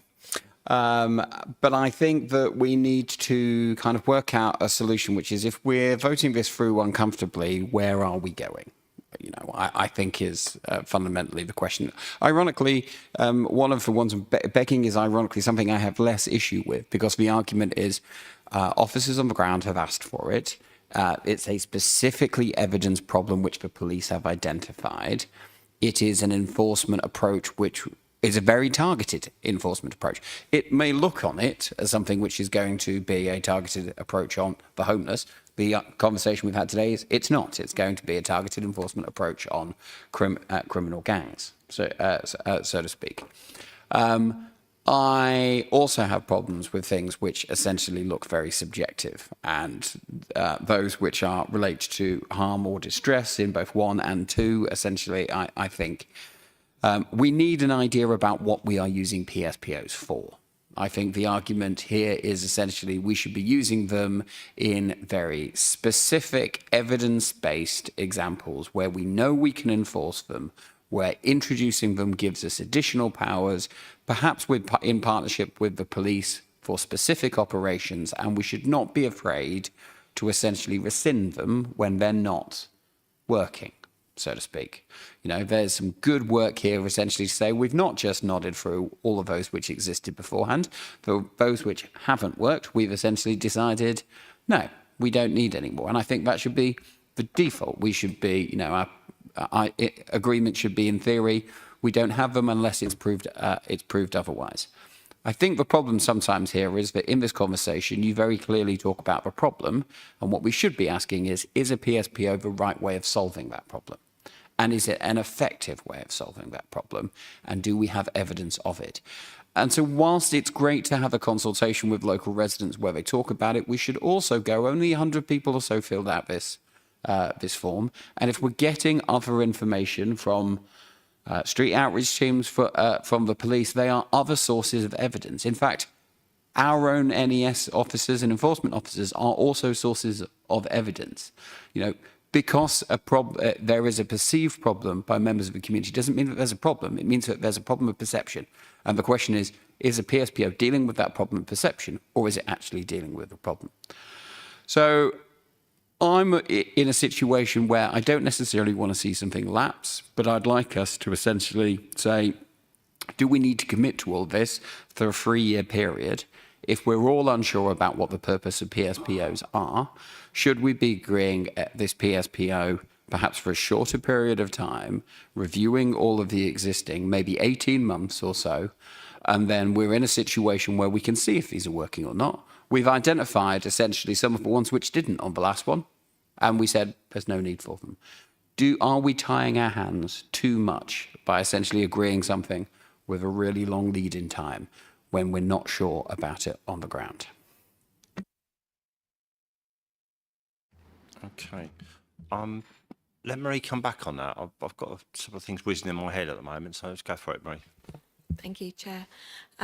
PSPO, 3-year period, you can vary it, you can end it, you can discharge it any time during that period, but you do have to consult, and it is a lengthy process because the decision-making process for a PSPO is that we go to ONS, we come to Cabinet, it's full council that has the final decision. So it is a long decision-making process, but we would have to use public consultation to base any variation or discharge of the PSPO on.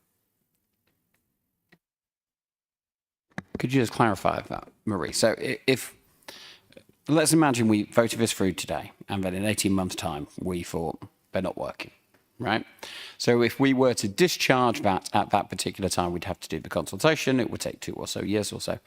If we were to agree the consultation, the PSPO today for 18 months rather than 3 years, essentially, surely we get to a situation like we have here by which they effectively run out. So in order to withdraw the service, we don't have to consult. Would we have to consult in order to extend that service? In order to basically, if we wish to push it past 18 months? Okay. I mean, I think I'm personally of the opinion to set it shorter, which gives us an opportunity to think about this in a short period of time. Yeah, got that. I think it was Pet first and then Connie, if that's okay. Yes, thank you. So in my mind, if we're minded to pass these tonight, you do it for 3 years, and then you find out perhaps that after a year or 18 months, that's not one of the items might not be such a problem, and so you let it lapse because you're not needing to enforce it. So it sort of dribbles away, a bit like I think we had a PSPO about parkouring, is that what it's called? You know, jumping around buildings, because it was a phase at the time, and then young people stopped doing it, so we didn't go out and consult and get rid of it. You didn't need to enforce it, so it dribbled off the agenda at the end of 3 years. So I agree there's then, if you like, an unnecessary PSPO, but given the cost and the time and the consultation, the officer time, and how stretched we are in local government with our resources, I would be minded to have them for the three years, enforce them as long as we need to, and let the ones that don't need enforcing over time dribble away. Thank you. Yeah, can I just jump in just for Connie? Jan, do you want to make a comment? Just on the point about 18 months, legally it's possible, it's fine, you can do that.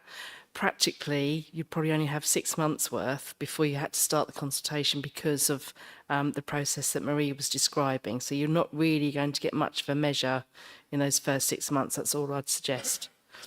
And actually, once it's in place, you can't really let it drift away or not enforce it. You'd have to have a consultation and vary it to take it out, unless you're very close to the 3-year period. But if you're sort of halfway through and it was no longer an issue, you'd have to consult and vary and take that out rather than let it drift.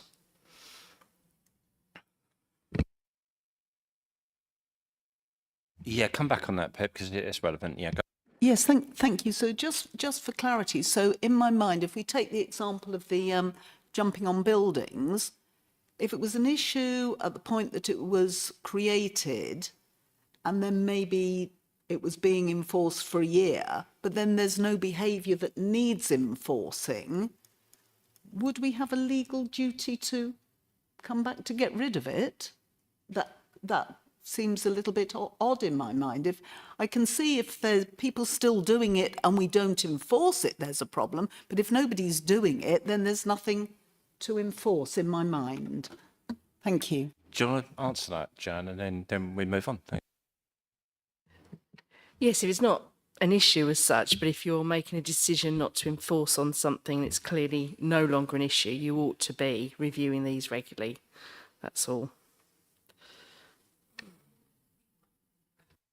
Yeah, that's good. Go for it, Marie. Thank you. So it would still be in the PSPO, but if there was no demonstrated breach of the requirement, there wouldn't be any enforcement anyway.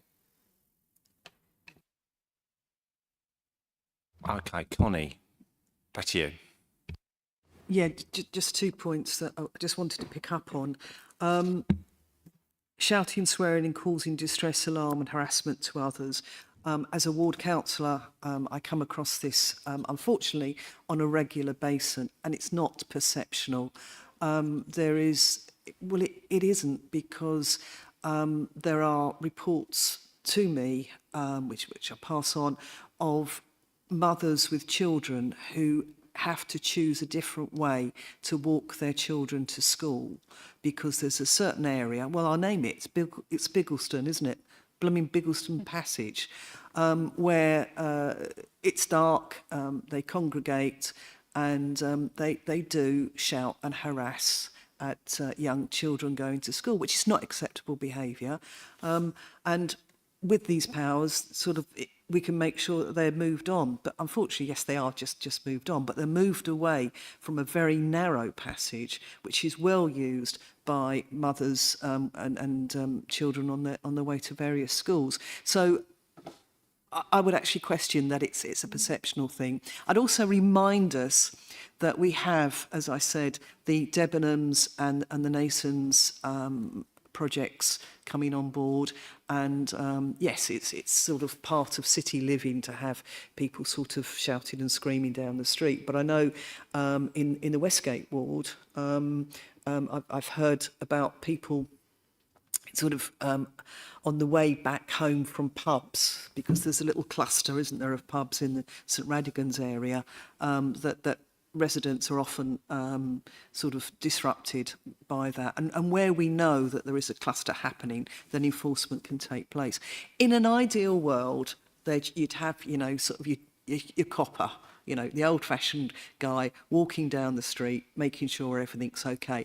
And I must admit, when I first moved to Canterbury, there was a local copper that used to deliberately go out at school, knocking out times and making sure everything was okay. But he's long gone, long retired. So we can say we wish the world is a different place, but we have to live in the world as it is. And picking up on Councillor Dixie's point, we have gone out to consultation and people have been very clear. On the point that I know that is gathering in my colleague's mind, in Canterbury, consultations are slightly different in that people do rely upon the residents' associations, which represent perhaps 1,000 households in one particular case, to make their representations. So just because we haven't had individuals all participating in it doesn't mean to say that there isn't overwhelming public support for this PSPO. Thank you. Yeah. Sorry. Yeah. I mean, again, I think we're stuck in a situation where identifying the problem, and we all agree that there's a problem, with the tool that we act to fix the problem. The fact that there are people screaming and shouting at, children and young mothers is inappropriate, right? The question is, can you prove to me that a PSPO fixes that problem? Well, perhaps in some situations, but then I want evidence in order to be able to do it. And having a set of rules which we let some rescind. The truth is, to be honest, on the coast, I'm stuck with 13 PSPOs for the next 3 years, and essentially some of which we know aren't being enforced. I can't acknowledge them because, to be honest, if, they are the first thing people see. They come to an area, they look at a sign which says what you can't do, right? So there is an impact, essentially, on having laws which we also believe, essentially, are unenforceable. I'm willing to be in a situation where I can allow others to vote through or abstain for this. But I think that the bigger issue here is we haven't necessarily solved what is a particularly problematic issue, of which this is one of 3 sets of PSPOs that we've got. And I would hate us to get to a situation where we do the next one in what will be 18 months, where we haven't worked out what our approach for all 3 of them is, about really clearly what we want to have PSPOs for or not for. Okay, so I appreciate this one has gone through the process, but I think the key thing is before we get to the next one, before we even get to the 3rd one, we need to have a really clear idea. And I'd be willing to, and really interested in having a wider conversation with people about what PSPO is for. Before we don't necessarily ask for the public, because the public will always tell us what the problem is. We as politicians need to go, and what's the most effective way of solving that problem with the resources that we have. And when we have laws which people don't believe we're going to enforce, then to be honest, sometimes you could argue that they have a deterrent effect, but also they have an effect which is making it look like we're just establishing laws for law's sake, and they make us look silly. That's the other thing, You get a situation in which one person sees somebody throw a rock at a seagull and all of a sudden you have to have a PSPO to solve it, okay? So I'm willing to let this one through, although to be honest, I think I will probably abstain. But I'm saying we need a solution and a wider conversation before we find ourselves here again in 18 months' time. Otherwise, we will just continue to vote them through, and we will continue to say that they work unless we've got a clear idea what they exist for. We need to distinguish between the problem and our solution to it. Yeah, that's well put, Chris. It's, thanks for that. I think it's Alex, can you come back on that? Yeah, very, very briefly, actually, I'm not going to come back. I'm going to agree completely. Unsurprisingly, as anyone will have heard around the cabinet table, I tend to agree with Chris quite a lot. I'm probably going to vote for, on the understanding this will hopefully be the last PSPO I vote for, whatever situation there is. I think, and I'll go back to the point I made earlier on, is that I haven't got an alternative to this. And actually, the teams that have put this in front of the public that have consulted on it, have said that they want it. There are compelling reasons for it, and they have to be out in these areas tomorrow using this instrument or its predecessor in order to actually do the job. So unless I've got an alternative for them tonight, I think it would be a bad idea for me to vote against it, although I feel pretty uncomfortable with PSPOs in general. So I shall reluctantly vote for these 5 measures, but very good debate. Thank you, everyone. Yeah, thanks for that, Alex.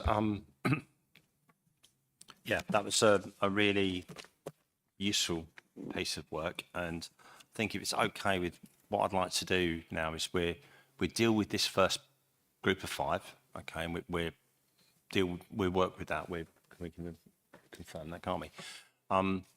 And I think what I'm taking away from that is that I certainly join with you, and I feel naturally uncomfortable with PSPOs.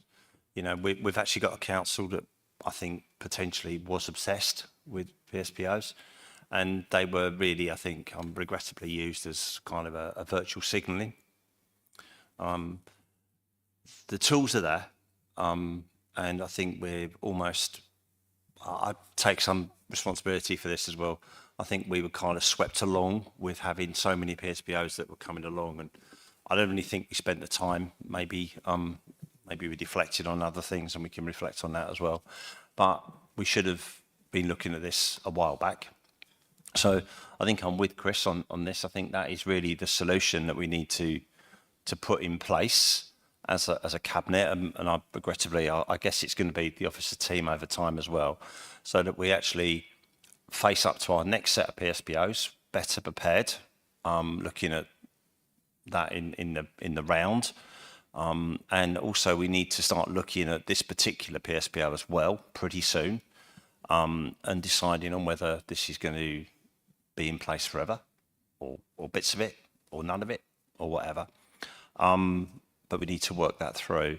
I think one thing that I take away from all of it is and I actually think the enforcement team are pretty good at this, but I think I certainly would like to see what guidance is given to the enforcement team on these PSPOs.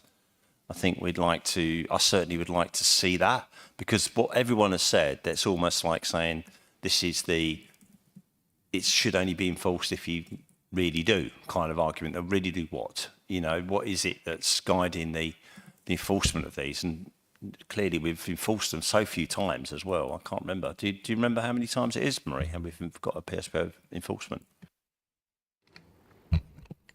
In terms of dog fouling, there's been over 30 issued, and in terms of breaches of actual PSPOs, it's very few because of the engagement, education that the officers use. What I would say is that with this PSPO, it's going to form part of a city centre management plan that we're looking at, which will look at the whole of the city centre, from, you know, how we operate events, how we deal with litter, how we deal with fly posting, the enforcement initiatives on, you know, signage on some of the shops, and how the city centre is managed. So the enforcement of this PSPO will form part of that city centre management plan.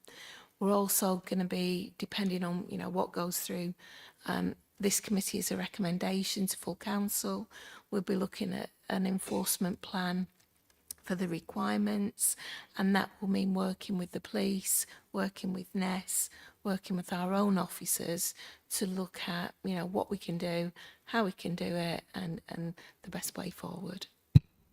Okay, so that really comes back to the point that we're making. These are tools, but we need to, I think, establish much more openly. Maybe I would venture with perhaps our engagement or something, you know, the council's engagement in what is appropriate or not appropriate for enforcement. Does that make sense? So, I mean, no, the laws is the laws, you know, there's panto season, so that's going to come out, isn't it? But we need to understand, I think, what makes us uncomfortable is, you know, is Mrs. Arkwright going to get, you know, an enforcement notice issue because she's got a bottle of wine open and sitting on a seat? You know, this would be ridiculous, we hope, but is it? You know, and those sort of things are kind of what make us, I think, almost everyone on this cabinet uncomfortable with the general principle of PSPO. So what we're doing is seeking to say, we'll give you the tools, but actually we also need to understand how this is going to move forward and how these PSPO is going to assist in you bringing together a city centre management plan. We're happy to do that, perhaps, but not without understanding the full picture, I think is where we're looking at. So it's a leap of trust, a leap of faith, but I think it's got two sides of it that we really do feel there. And I think that probably argument I won't need to repeat in the second part of this debate on the orders as well. So does that reflect, or have I broadly, I think, where we come from as a cabinet?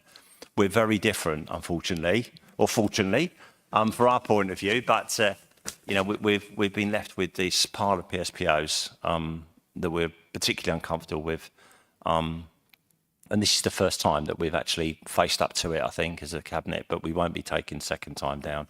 This one we need to get ourselves out of. So, I guess, unless there's other things, I'd like to take a vote to resolve items 1 to 5, and then we come back and we deal with the city centre one about the delivery drivers separately, because it's got some arguments. Is that okay? Thanks. Have you focused on the screen all right? It's okay.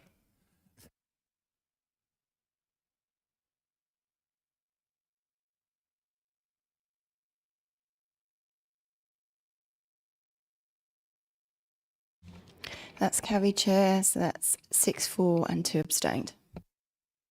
Thanks for that, Cabinet, and that's appreciated. I know it's been quite a difficult decision, and we've done the right thing. So thank you for that.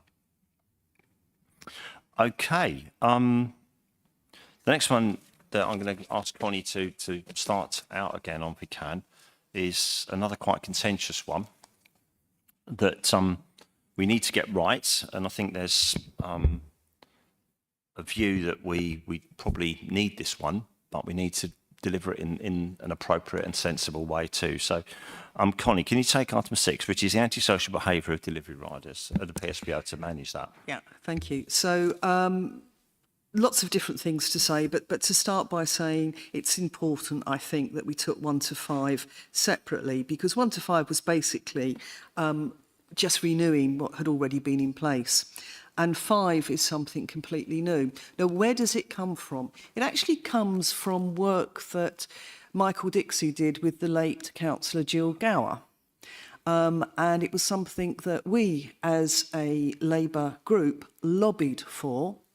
And it is very much my opinion that had the council at the time taken the action which Jill and Michael had proposed, we wouldn't actually be in the situation that we are now.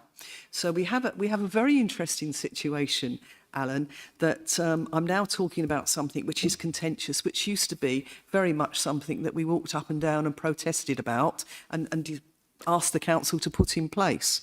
So why do we have this? It's a phenomena. I know people talk about sort of post-COVID behaviour, but this is an example of post-COVID behaviour, because during COVID, people got used to the idea, or increasing numbers of people got used to the idea of having food delivered to their home. And restaurants, desperate for the trade, very much, wanted to do this. And we still have a problem in the hospitality industry where the people haven't come back in the numbers. And people do sort of tend to want to eat at home, probably because they can get the meals that they would have while they were out and drink the wine at supermarket prices rather than at restaurant prices. Let's call it for what it is. So we have the situation where we have the demand from the consumer, literally the consumer of the goods, who are looking for delivery. And we're in a society where we want it lickety-split. We put the order in and we want it delivered very, very fast. What has this caused? This has caused a problem that has grown exponentially. That's caused a problem where we have a group of vulnerable workers, and I mentioned earlier that the cockles of my socialist heart were very much proud of the councillors that took up that group of vulnerable workers, because let's call them for what they are. The delivery people are vulnerable workers. I just wanted to just make sure that people are aware. On the day that the Overview and Scrutiny Committee were debating it was the day that the Supreme Court had thrown out the International Workers GB claim to negotiate and represent delivery workers. And I just want to reassure my colleagues that the GMB do have representation rights. So they don't have negotiation rights for wages, which is obviously a key thing, but they do have representation rights, which if a delivery rider needs to have recourse to advice because they're being unfairly sacked or whatever, they can go to the GMB, and that's been accepted. So there is a definition. So this part of the public space protection order is completely new. It's a situation that hasn't existed before. I'm trying very hard to think of an analogy to it, and I suppose the analogy is in with the black taxi cabs and the Uber drivers in London, where the black taxi cabs felt that they were being undercut. But it's not, that analogy doesn't even work because, it's a completely new thing. So the other thing I want to remind my colleagues is this applies to Barton, Northgate, St Stephen's, Westgate and Wincheap wards. We're not talking across the whole of the district. And the existing traffic regulation order on page 140, 2.4, already exists, which restricts vehicles from being in the pedestrianised area of the city centre between 5:30 and 6 p.m. So are delivery drivers being particularly targeted? Not really, because between 10:30 to 4 o'clock, you're not supposed to be driving up and down the high street area, or what we call the high street area anyway. So what is it that is causing particular problems? Well, it's aggressive driving or riding, dangerous manoeuvres, excessive noise, danger to other users, including pedestrians, and damaging or risk of damage to property. Now, I can give my own testimony. I often take photographs of delivery riders who are riding on the pavement, because that's easier. If you're looking for an address, why go on the road? You can get up on the pavement and you can drive along the pavement looking for the thing that you're looking for. The police will not do anything about my photos because they say that it has to be corroborated by somebody else. So I have testimony of that.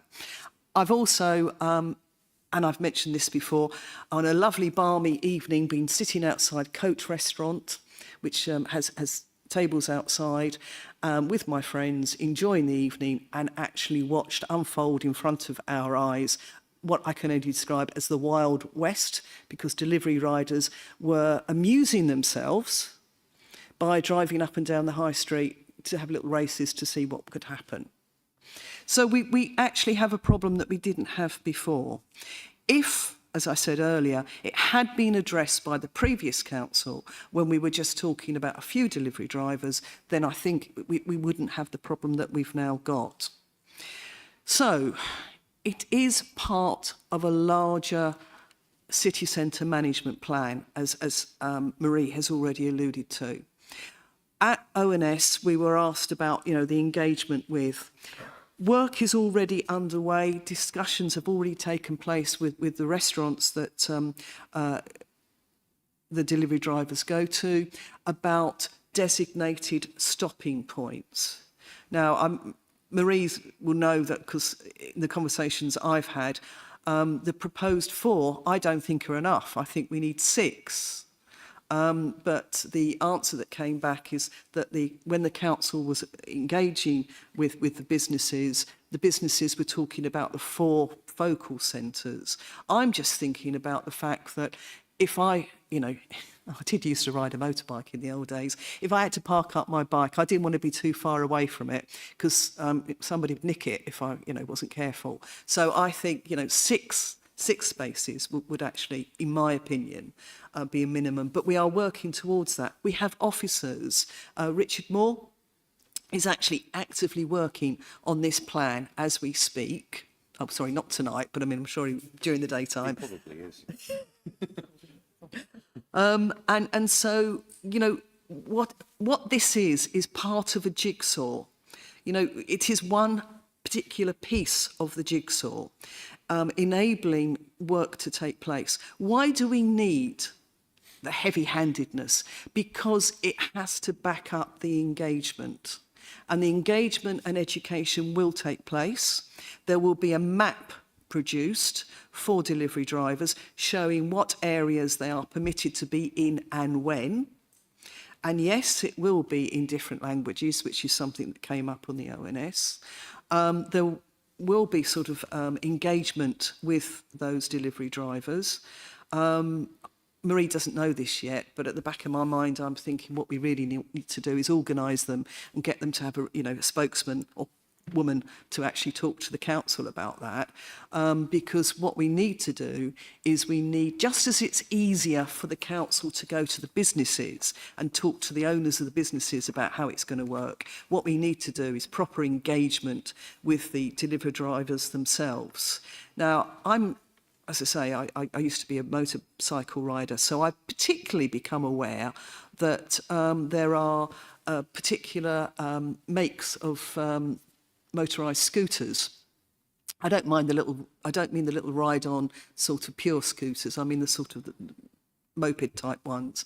And the important thing is, I want to make sure, and I will be working with the officers to make sure that those group of vulnerable workers aren't being exploited by criminal gangs or so forth, because, and I've had a discussion with Councillor Hazelton about this, it's not uncommon in the taxi driving world that there'll be one vehicle which is taxed and insured for commercial use, and then it's rented out by the hour or whatever to others. So there's a lot of engagement that needs to take place and will take place, because what we need to do is we need to recognise that this is completely new. It's something that we haven't come across before. And let's be aware that whatever we put in place with this city management plan needs to be something which is flexible, because needs can change again. So I would actually recommend that we take on this in the fact that it is part of a larger city centre management plan, that the council officers are already working with the businesses, that stopping places are already being actively looked at by Richard Moore and his team, so that it can take place. So it's not all punishment. There's going to be the sort of the encouragement and the reward for it. And also, it's an opportunity for us to engage with a group that we haven't engaged with before, which is really important. Okay, I open it up for discussion. Oh, sorry, I need a seconder. Okay, thank you. Well, if we go with Councillor Dixie, because he is, it's your manner, isn't it? It's your manner. Okay. Yeah, thanks, Connie. So you're proposing and Michael's seconding, and Michael wanted to speak. So go now, Michael, please. Thank you. I'll put my microphone on this time. Thanks, Connie, for outlining the problems very clearly, and they are big problems. You use the word Wild West. That's a term I hear so often to describe what's happening, particularly in the evenings. I fully support this PSPO, but we need to do much more than this. The designated stopping points are a start, but I also think what Jill Gower originally proposed is that all the delivery drivers, whether they're on scooters, bikes or motorcycles, should have a number so that they can be identified. The very fact of they know they're being identified will, I think, deter them from driving dangerously. But this will require quite a lot of work to get the necessary agreement. And this is not, by the way, unique to Canterbury. If you go to many cities like Lincoln, York, or whatever, you'll find they've got exactly the same problem. Not on the same scale as we have, because we have such a high proportion of students. And these poor students seem to be able to finance these takeaway foods, which rather puzzles me, but so be it. So yes, I fully support this and I'll be voting in favour. And thank you, Connie, for outlining the reasons. Yeah. Alex. Hello, I'm going to moan about liberty again, sorry. But no, I think it's a good idea to take these ones separately, because I think this one is, as you rightly said, Connie, it is a specific problem. It's grown up after a while, and we've got ourselves in that situation where the city wasn't built for it, obviously, and I think it's grown up in a way where it's sort of grown out of control, and I'm glad to hear that there's lots around it, and I know that there's lots of work going on to see how we can accommodate delivery drivers. It's not something that's going to go away anytime soon, although the post-COVID effect for me was I wasn't able to afford a takeaway anymore, so I'm not part of the problem. I think the issue that we have to have here, and I'm really concerned about this with this again, it's very subjective, and the delivery drivers themselves, if they're the ones that are going to be caught by this PSPO, it's not the companies that are paying them perhaps not enough, which is forcing them to drive very quickly and race back for another order. It's going to be the individuals themselves who are potentially living hand to mouth. And they're the ones that are going to bear the brunt for it, because unfortunately some of the companies that are running these drivers can easily find a replacement for them, but they can't find a replacement for that job. So I am slightly wary about the effect and who this is targeting and what needs to be done around it. But again, also very aware of the fact that as Canterbury City Council we can't address the wider societal issues of how delivery drivers are paid and how that should go on. So again, probably I know that this is something that is a huge issue for residents in these areas, a huge issue for people walking down the high street, and for the nighttime economy, feeling that it is. And I've dodged drivers myself, and occasionally had the odd standoff with them as well, because I think I'd probably come off better in a collision with a moped, to be honest. But not everybody has my size. So, but I think the issue here is, I think this is the best solution that we have at the moment until we can come up with a better one. But I am glad to hear that there's lots of other work going on around it to actually address this problem, make life better for the drivers themselves and for the people using the city centre, and the two have to go in tandem as well. And that, you know, this is there as a deterrent effect, and that we do have to communicate with these drivers, make sure they know how to avoid getting caught by this, and that we can work with them to improve their lot as well as the lot of everybody else using the city centre. Thank you.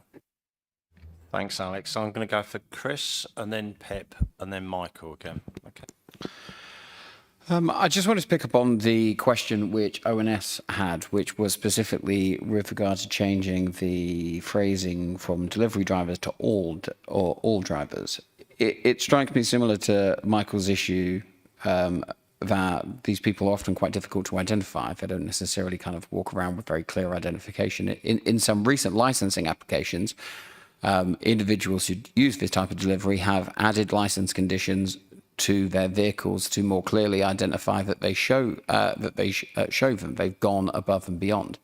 So, Jan, can I just understand, because the report seems to indicate that we can't vary, can we not, it all, can we not vary because we are seeking to do something different, or is it about the level of evidence? Because it strikes me 3 years worth of running bike trials up and down the high street and several police indications with operations which were about stopping people on electric scooters going up and down the high street are pretty clear evidence for the last 3 years we've seen evidence of irresponsible behaviour and or potential danger in the high street in riders in a broader context, private as well as delivery.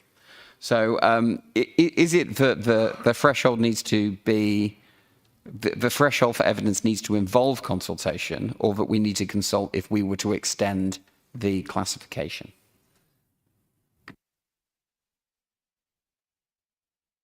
Can I just come in on a point of clarification? You can, then get Jan to answer that question if I can. Connie, go for it. Go on. Yeah.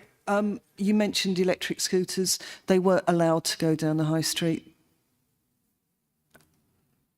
You're talking about sort of the bird scooters. They had designated paths. During that period of time, we identified lots of people on private scooters who continued to do so. That's why we kept on picking them up. When you were from talking about the CSP. electric scooter scheme, sorry, just a point of clarification. Okay, Jan, do you want to answer that point, Yusuf? If you were to broaden it, you'd have to. We only went out to consultation on delivery drivers. So by saying all drivers, you're broadening it. So it would have to go back out to consultation for that.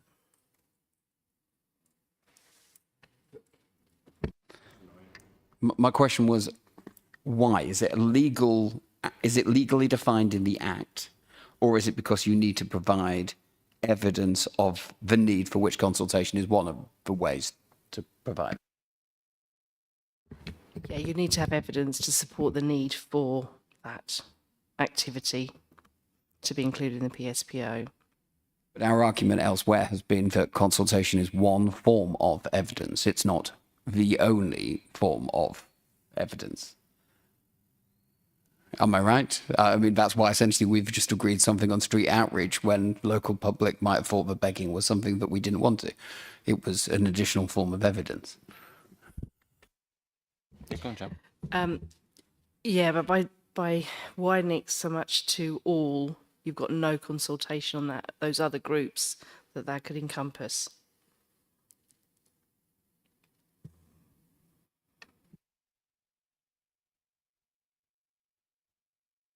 That's disappointing. So it's a badly worded piece from the start, so then possibly, potentially. Because if we could have gone all and gone backwards, but not the other way around. Basically, yeah? Okay, that's that. Okay, Pip, go for it now.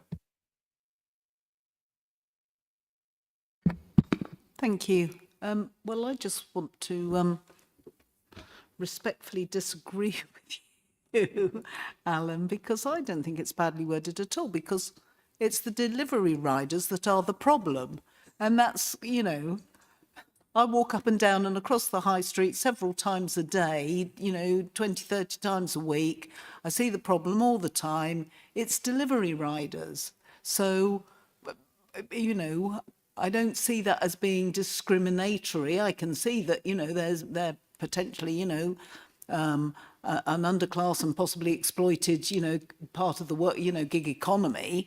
But it's still, they are the problem, and I support this with the suite of other activities that have been talked about, and for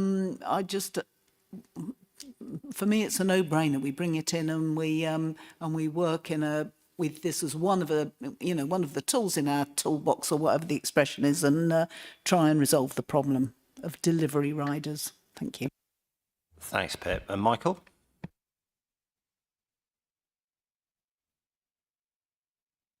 So, Alex mentioned about the drivers being managed by gangs. As I understand it, they're all freelancers. There was some reference to them being managed by gangs. Sorry, Alex. But anyway, as I understand it, they're all freelancers. They're not employed by anybody. Sorry, I think possibly it was my observation on the fact that the motorised scooters are all of the same make. And as I was just saying, as someone who used to ride a motorcycle, I tend to notice these things. Yeah, go ahead, Charlotte, please. Thanks. Still much the same sort of personal political problems as I had in the previous. I do appreciate it's a very specific problem, and so I have less issue in a way because we're reacting very specifically to a real concern and a real evidenced concern in town, in the city. What I would like to ask, the fifth bullet point is damage or risk of damage to private property. I do have a problem with risk of damage because we're talking about sort of fining people and quasi-criminalising something which is not done but could be done. And preventative offences do exist in law, but usually when you're carrying a firearm or a knife, are we rendering a sort of motorcycle akin to those weapons? I just really worry about the legal ground of preventative offencing, the risk of damage to private property. Delivery riders, does the status of is a delivery rider defined in law? Am I a delivery rider when I'm going to collect the item, or just when I've got the item and I'm going to deliver it? So at what point am I a delivery rider? As in half the time, if I haven't yet made the pickup, I can drive as badly as I like, given this PSPO, because I'm not delivering. So yeah, again, it's around the sort of flexibility of the law, and I don't like this should be a dangerous driving offence, but as Connie rightly says, there are problems with the national legislation around sort of enforcing driving offences, highway offences, because they have to be evidenced by people at the point, And I really, that was a really interesting point you made. It gave extra weight to my consideration on this matter. But those two bits, does a delivery driver status exist in law? If I did not have an item and I was just going to collect it, would it be enforceable? And talk to me about risk of damage to private property and criminalising something which isn't yet done. You want to come back on that, Jam?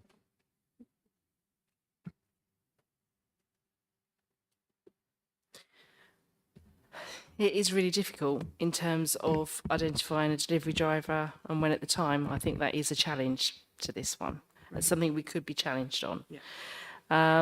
In terms of a delivery driver, whether that's defined in law, probably not. It's a new phenomenon, but it would have to be taken into account if the unlikely event that an FPN was issued, because we are talking a lot about engagement, but if an FPN was issued and not paid and we were looking at prosecution, those are all the sort of things we'd have to weigh up. And risk of damage? I'm not entirely sure. I wonder whether Marie's able to help with this. I wasn't sure that was aiming to capture whether it's damage to particularly items on the high street or... Yes, that's specifically what it was about in terms of, just propping bikes up against things if it scratches things. But again, it's how you enforce things and your approach.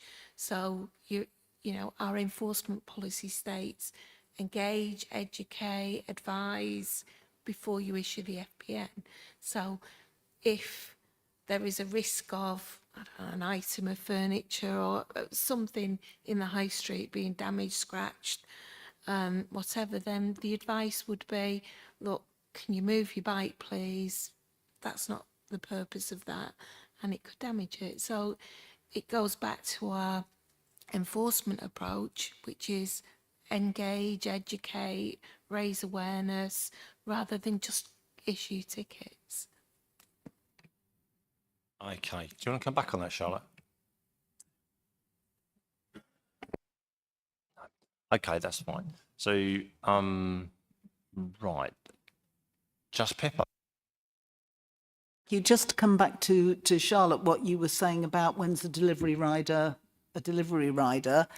My simple answer to that is when they've got their delivery box on their bike or their back, and yes, there may be the end of shift moment when they've done their last delivery, which could be a grey area. But I think by and large, you know, with what, you know, Maria's officer has told us about the, you know, this being part, you know, the end point of it.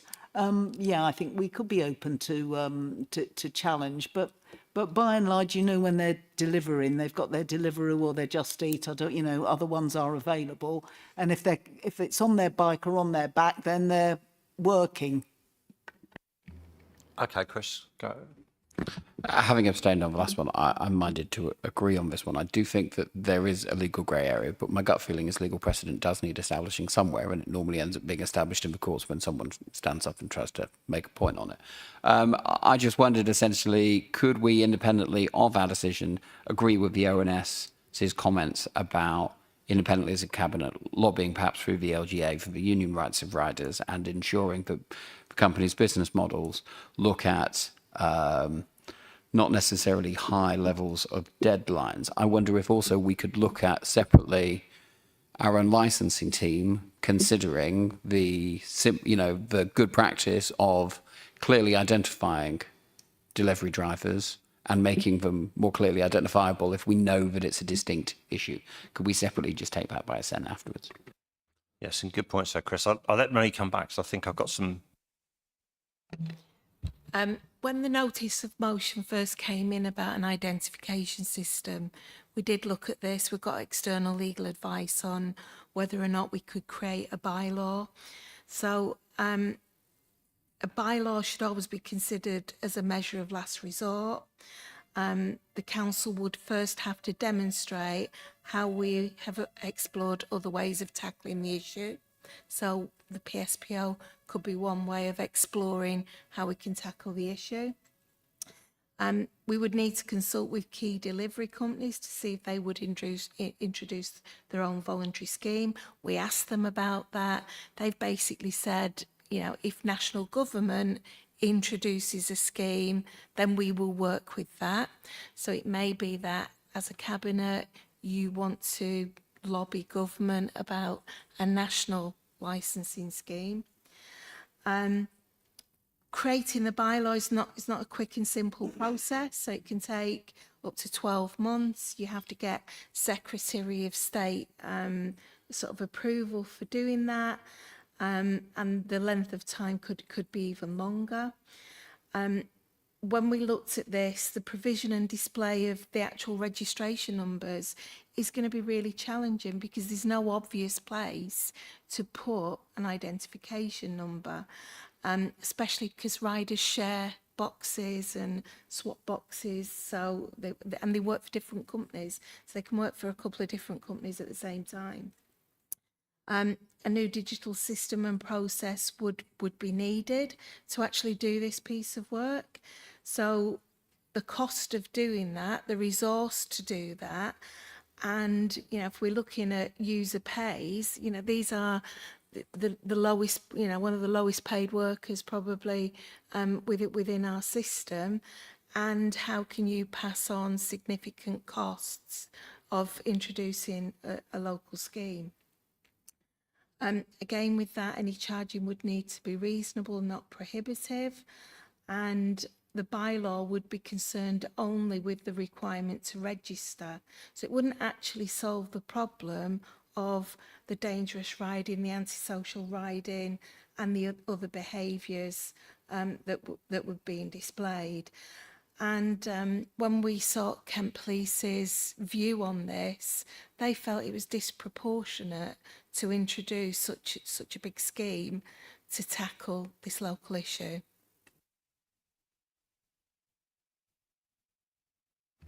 I've got Connie and then Michael, and then I think we'll sum up. I think the key to it is to work with all the parties. I think that's the important thing, and it is part of a bigger thing. I mean, I do, from personal sort of experience, know they tend to cluster around areas where there's free Wi-Fi, for example, which is McDonald's and outside the Chocolate Cafe.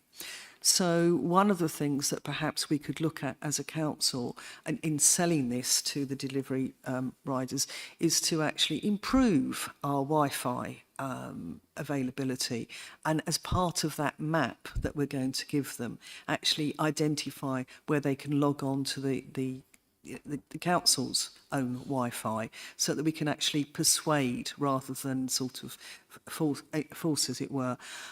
They are a vulnerable group of workers. I think we've all accepted that, and you're quite right, Marie. We shouldn't load them up with extra things, but perhaps we could turn the pressure onto the actual restaurants themselves around, as Chris has suggested, and I think it's an excellent suggestion, sort of as part of the licensing of these restaurants, to say one of the things that I'm quite concerned about is when they've got those boxes on the back, and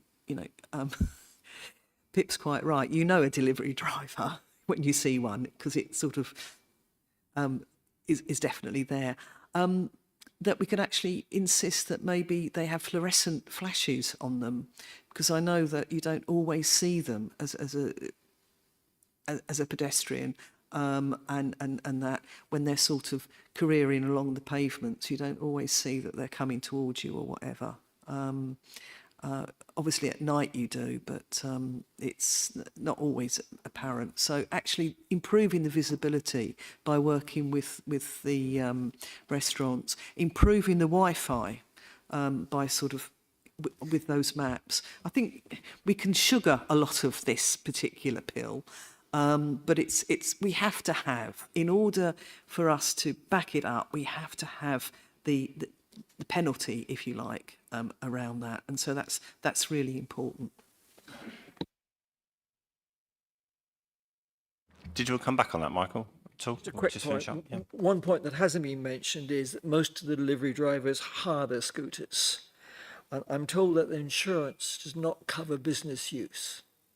So if they knock somebody down in the high street and seriously injure them, they won't be covered by insurance. Maybe Marie comment on that, whether what I've been told is correct.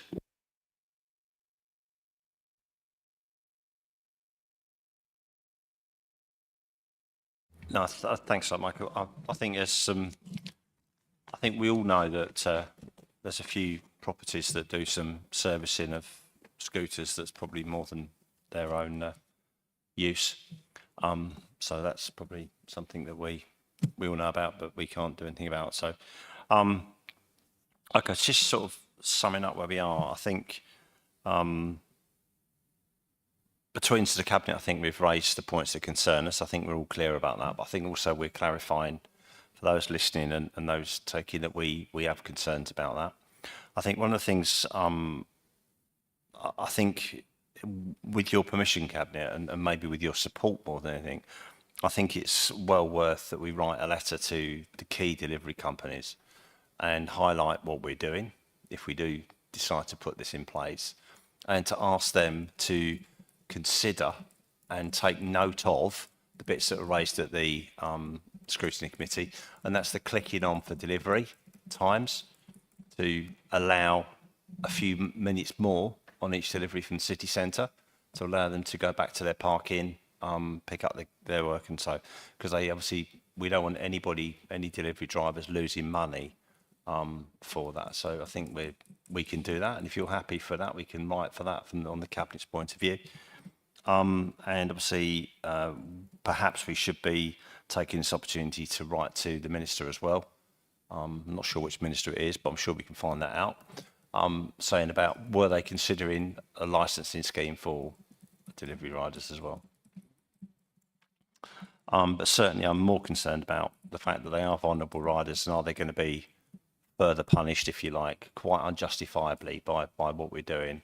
And Connie's view about 6 stop-loss would help that situation. But so that might be something we look at.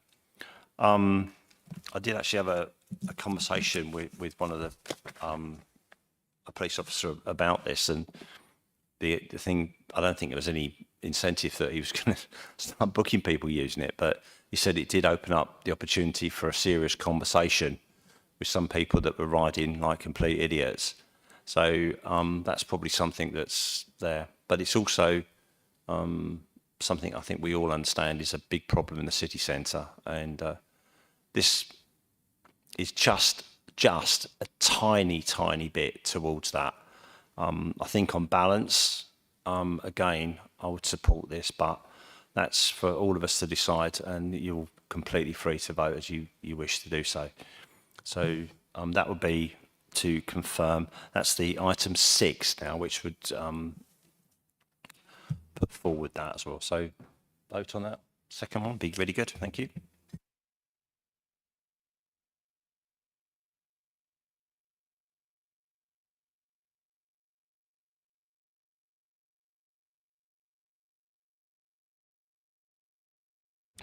So that's carried 7-4, 1 abstained.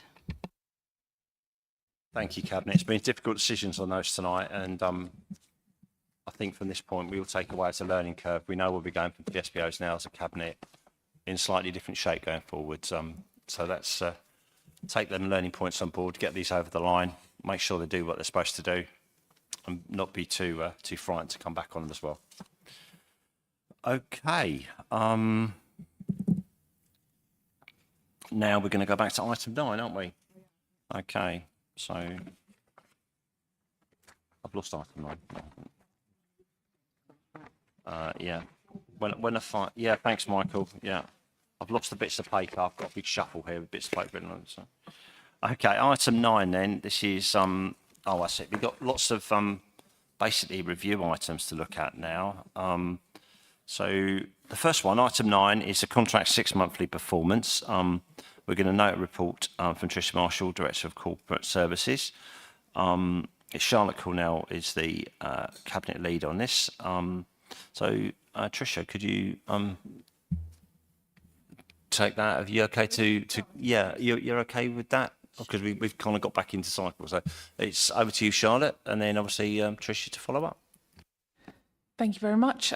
Yes, as Alan says, this is just a report to note, page 49 on the within the documents. This is the 6 monthly performance report, April to September 23, for the waste collection and street cleansing services, the grounds maintenance and associated works services, the public convenience cleaning and maintenance, that's the LOOS service, and the building cleaning service. I've got to say some of the questions raised out of overview and scrutiny were excellent. It provided a really informative discussion, and that's reflected in the packs and the minutes of those meetings. And so many of the questions that I'm sure you would have raised upon first reading the reports were dealt with really ably by the Overview and Scrutiny Committee.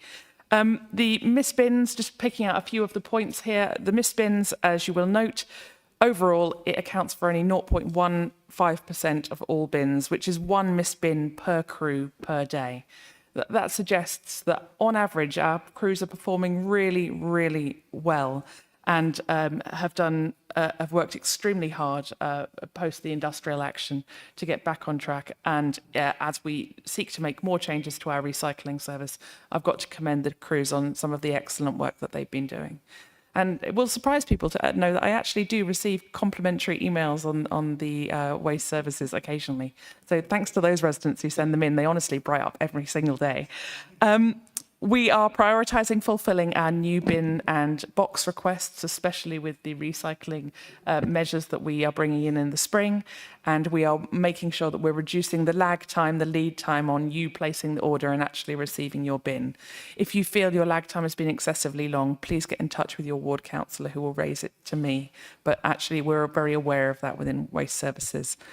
And Cabinet will note that post the summer, we've been completing at least 50% more playground repair jobs than were freshly reported in. We're sort of coming out of a post-COVID lag where parts were in short supply, where there was a sort of delivery hangover, and it was difficult to fulfill orders coming from manufacturers who were often not particularly local. That picture is changing, and with Cabinet's and Council's new focus on our playgrounds and open spaces, I would anticipate the differential between repair jobs and fresh reports in to increase even more in the months to come. I'm happy to take any questions that weren't raised and resolved at ONS, but otherwise this is for Cabinet to note. Thank you. Thanks, Mike. Yeah, please do. Thank you, Alan. Oh, which one? Right. Mike, then Michael. Thank you. I used to have an inbox that was always filled up on a Thursday and Friday with missed bins. And I think, to be fair, that has reduced slightly.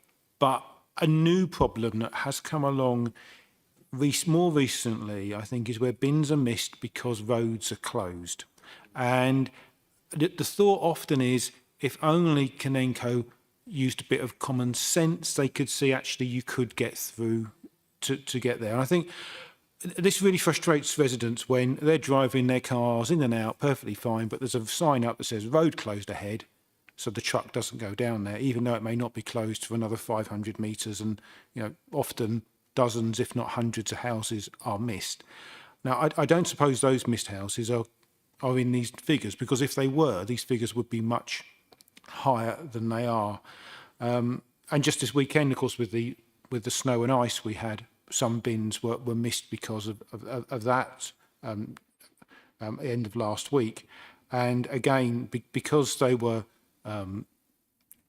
my own bin, my own garden waste wasn't collected on Friday, you know, but I doubt if that's down as a missed bin collection, because they came back to collect it on Monday, and it was.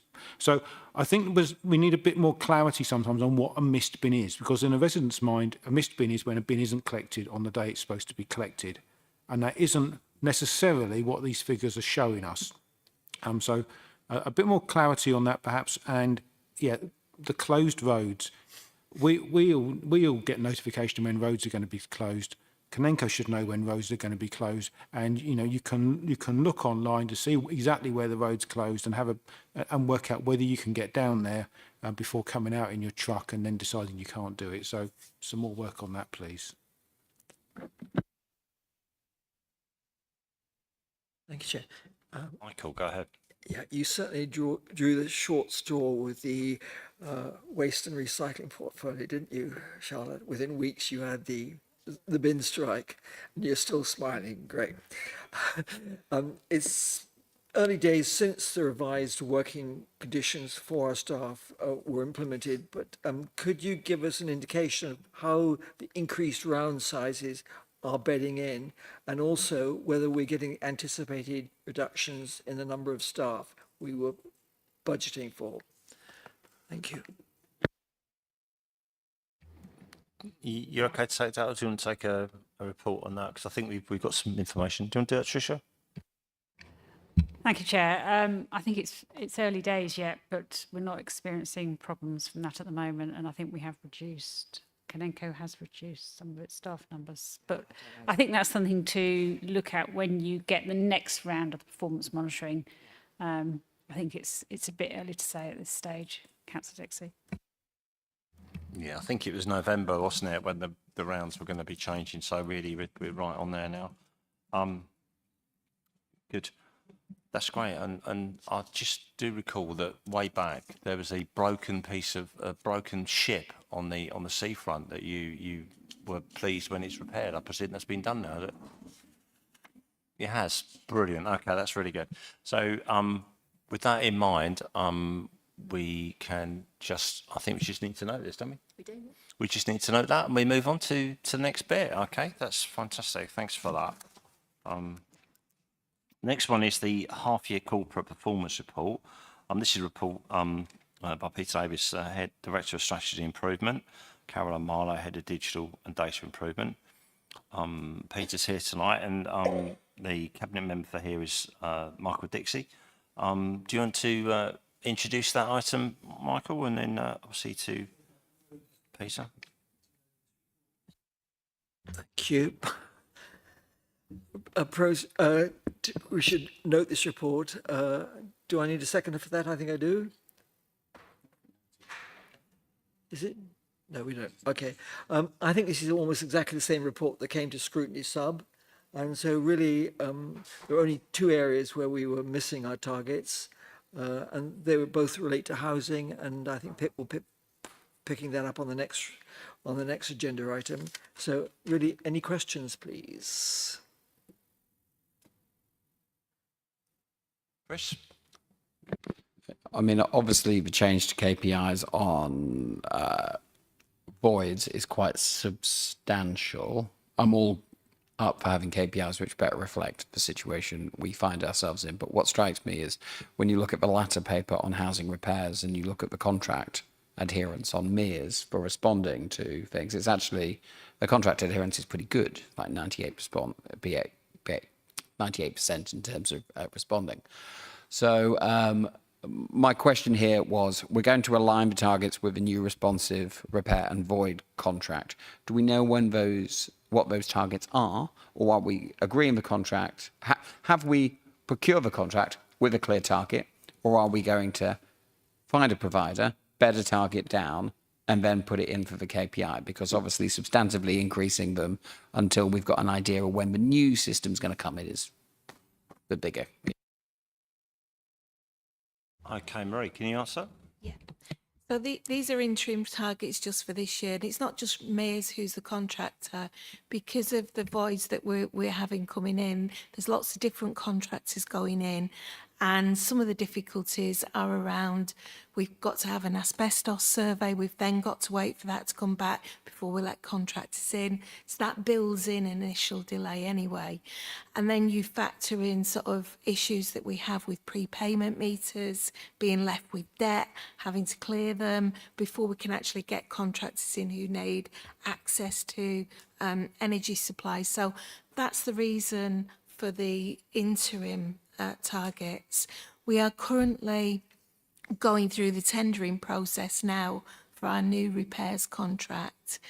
And when the specification was written, all the issues that we've picked up through the learning from housing coming back in, working with the repairs contract, some of the challenges that we've had in terms of managing contractual performance and turnaround times, we factored that into the specification.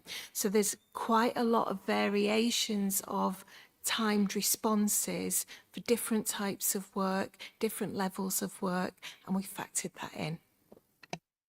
Thank you, Marie. So in terms of interim, we'd be expecting new KPIs for April 24 once we've had the contract bid in for a year. Thank you. Just on that, Marie, obviously their price is dependent on those targets being met, or at least they think they're going to make money out of meeting those targets. Yes, Chair, and we've built in sort of penalty clauses and, you know, loss of income in terms of any delays. So all the issues that we've picked up, we've tried to build out through the specification. Yeah, fine. Are these penalty clauses a return of money, or are they actually a return or given as additional value to the contract? I honestly couldn't say at this point. I haven't got that level of detail. No, that's not fair. So, and that's fine, and that's good. So, we happy with that, Chris? Yep, thanks. If there's no other comments, are we happy to note that one as well? Okay, that's great. Thank you for that.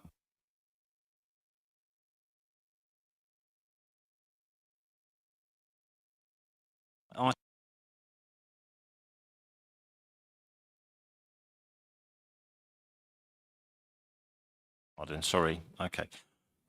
Probably many people have said that was an improvement for the last item, but there we go. So item 11, Housing Services Performance Report, quarters 1 and 2, 23-24, and 10C Facilities Management. This is a report by Ms. Marie Royal, Services Director for People, Alex Jobson, Head of Finance Facilities Management, and Abigail Abda, Interim Head of Housing Communities. So the officer's Marie Royal. And this is with Pip to do an introduction, if you wouldn't mind, and then obviously Marie can help out on there. So. But thank you, Alan.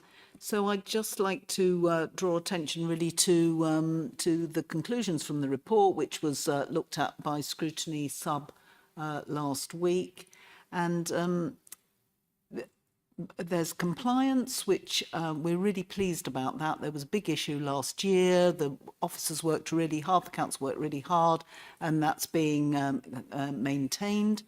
Repairs, we've talked about the reletting of the contract, which is underway at the moment. And we've also heard a little bit about voids. arrears is an interesting one because despite the cost of living crisis and how many of our tenants are, are suffering financially, that there's some sterling work going on within the council, which is both helping tenants maximise their income as well as minimising arrears and therefore, getting the throughput of revenue, in through the HRA. So that's really good to see. Payment of contractual invoices is okay, and is meeting targets. The area of concern is obviously complaints, and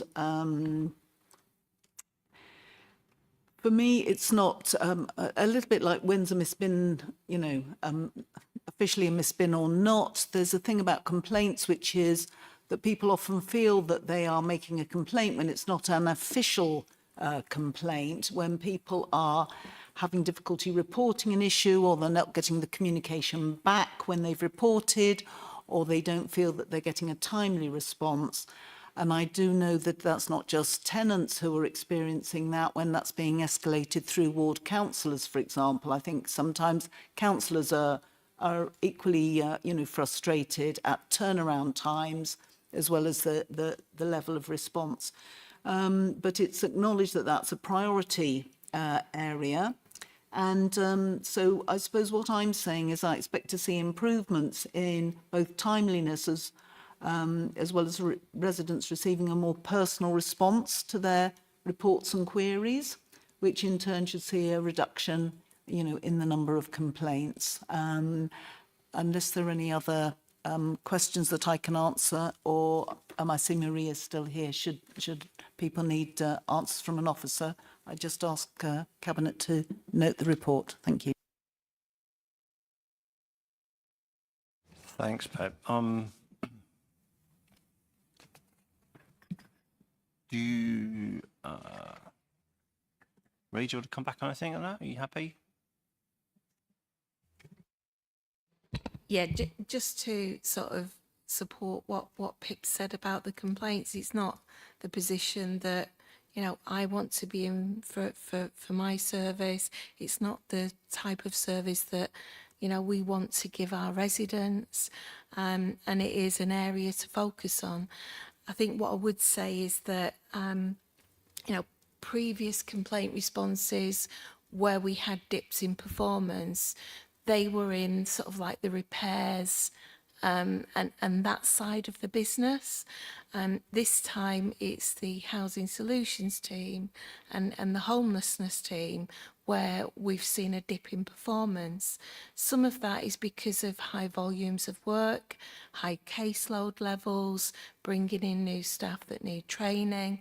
But the bottom line is that, a lot of the complaints are around the communication and how we speak to people, how timely that is. So there is an East Kent Audit Partnership focus on complaints across the council as a whole, and we're also doing a deep dive in terms of that service, looking at things like can we give more peer support to people to help them do better responses? Can we pick up the phone, listen to people? Is there more training that's needed?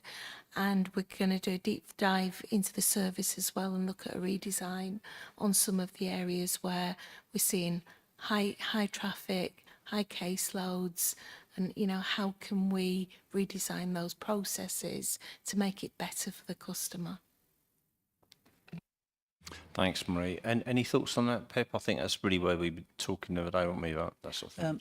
All I would say, Alan, is that I know that Marie and all of her team and all the staff in the teams are working really hard, and I think they are encouraged that this administration is actually interested in social housing. Thank you. That we are. Right, that's good. Are we okay to note that report, all of us?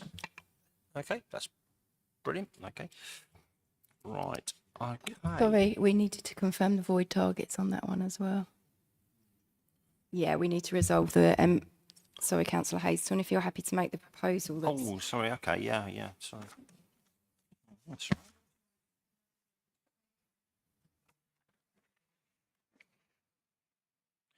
That's the Codes National Report. And Apologies, Chair. Apologies, everybody.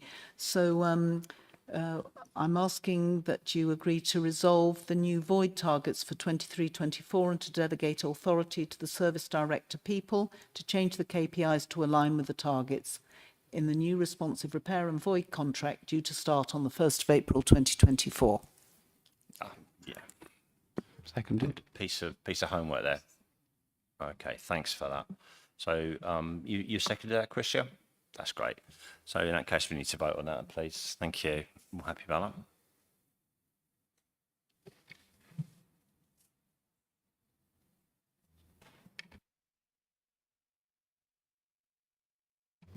And that's unanimously agreed.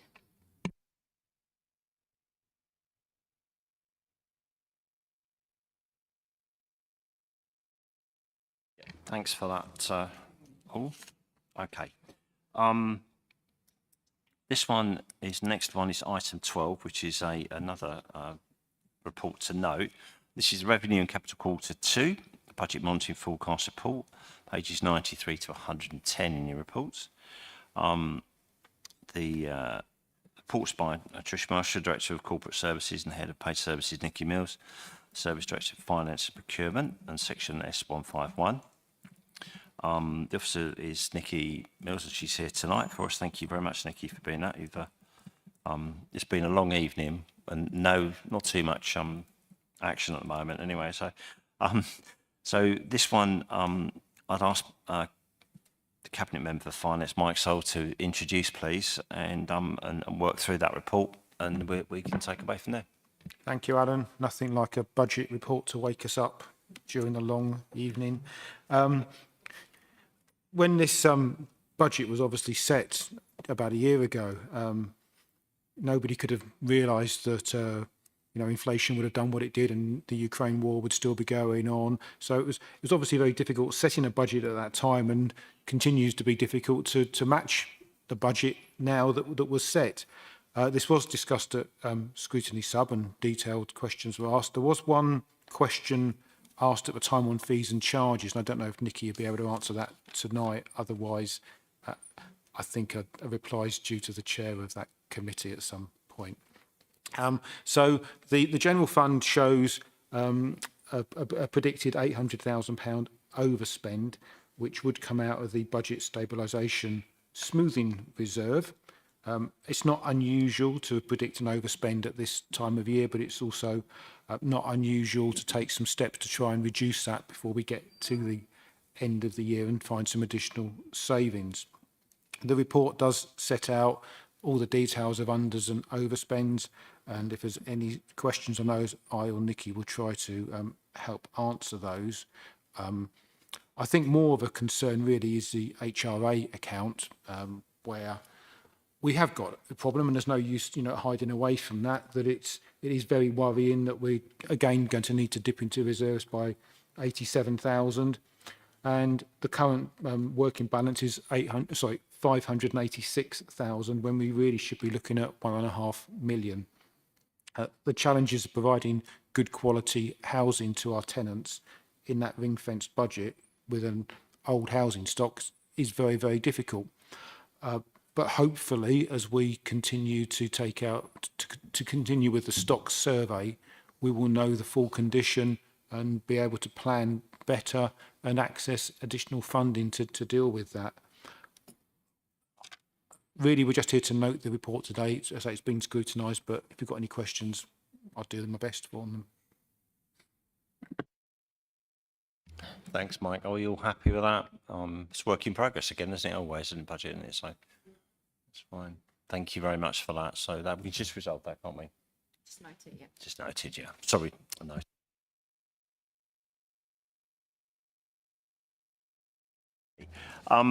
Item 13 now, Climate Change Action Plan upgrade. Mel's not here tonight, but I think we've all had a chance to talk about this and to look at that and what have you. So, the report from Peter Davis, Director of Strategy and Improvement, Leo Whitlock, Head of Policy and Communications.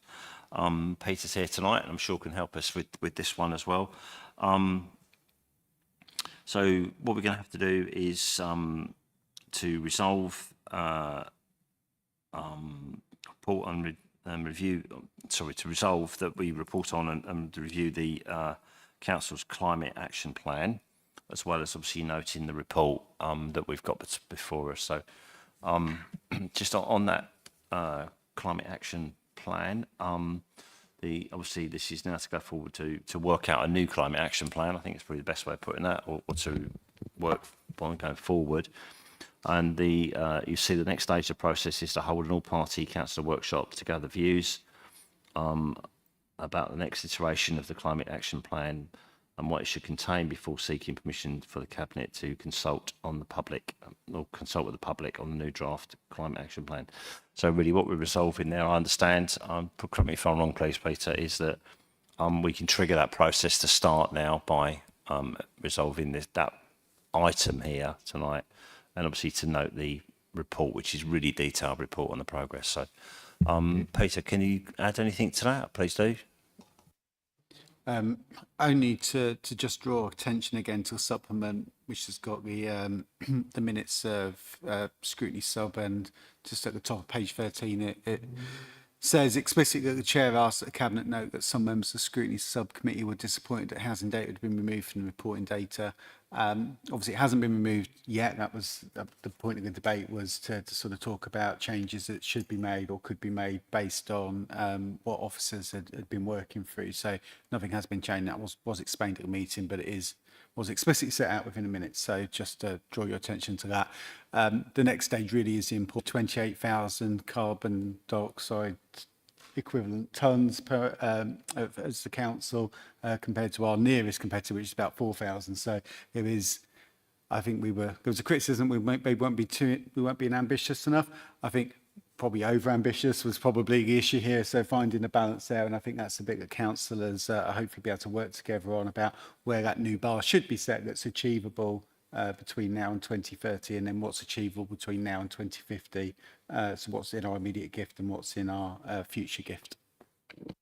Yeah, if my memory serves me correct, I'd be working towards something which is, so we're measured in the same way as the majority of our councillors or councils around this area, which does seem on the face of it to be logical, but we need to talk about that and we need to understand what the implications of that are. So, and I think more importantly, how we still reach the target but not beat ourselves up on the process, I think is the view that I would hold on that one. Chris. Yeah, I mean, whilst essentially the kind of figure went down, I think the general reflection we've had for several years, I remember Mike banging on about it, is the need for a more clear and realistic plan about where we're going to. And so the annual reporting framework, which is in this, which more clearly helps teams identify the role that they can play in helping us reduce our kind of carbon burden, I think is kind of really key here. It's not just what the target is, it's about everyone pulling towards the targets that we establish whilst we're far clearer. Just one quick thing, and perhaps I'm asking a question which I can ask Ellen, but we'll try Pia.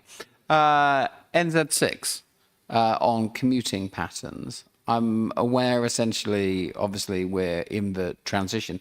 This seems to suggest we're going to get information on commuting patterns by looking at working and commuting elsewhere.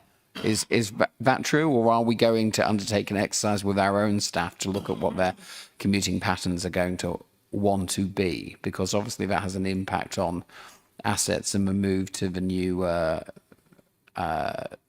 offices. Yeah, take that, Peter, if you can, please. Thank you. Yeah, I actually can answer this one. Yeah, so I think the point this is trying to make is we could still go through with looking at our own workforce pattern against what's happened since home working and the contribution that home working could or couldn't make. However, what officers have looked at is the evidence from elsewhere where other councils have done that and shown that a significant impact, positive contribution to reducing that. So, and it'd be one of those things that councillors can look at once we get to the next stage of review. Is it worth us doing it at Canterbury level when it's likely to come up with a significant change? Therefore, is it something we want to spend our time on? And that's something for councillors to debate. I think on the night as well at Scrutiny Sub there was talk about, there's another report that's come out that's shown from another council, it led to a slight increase. So it could be one of those things councillors want to concentrate on or not. But the evidence at the moment this was produced was other councillors said that it significantly has a positive impact. So it may not be worth us doing it to the same level and rely on what others have done. Thanks. Is that fine, Chris? Yeah. Any other comments on that at all?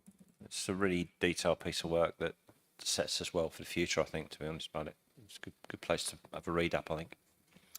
Okay, are we happy to resolve that? Not to note that, I should say, keep saying. Okay, and then we obviously now need to resolve the second bit, which is to go forward and obviously allow that action plan to be prepared for us.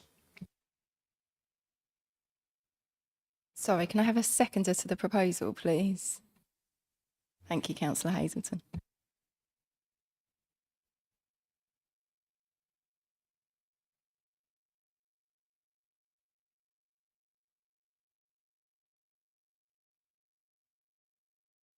And that's resolved unanimously, Chair.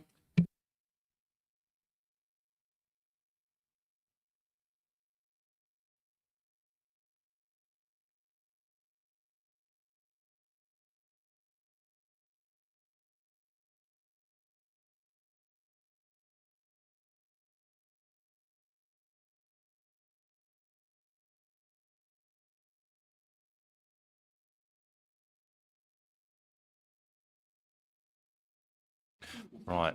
Trust me, we're now on the closing ceremony, as I've just said. So don't get too excited, Connie. We've just got a few seconds to go. So the date of the next meeting is 7 p.m. on Thursday, the 8th of February. We don't have any other urgent business to be dealt with in public. Okay. No big chairs, just normal chairs. We don't have anything on item 18, which is exclusion of press and public, if needed. There's no items there to resolve under section 100A. Okay, so section part C now, nothing in private either. So item 19, we don't have any other urgent business which falls under the exempt provision Local Government Act 1972 or the Freedom of Information Act 2000. So with that in mind, I can call this meeting closed at 4 minutes past 10.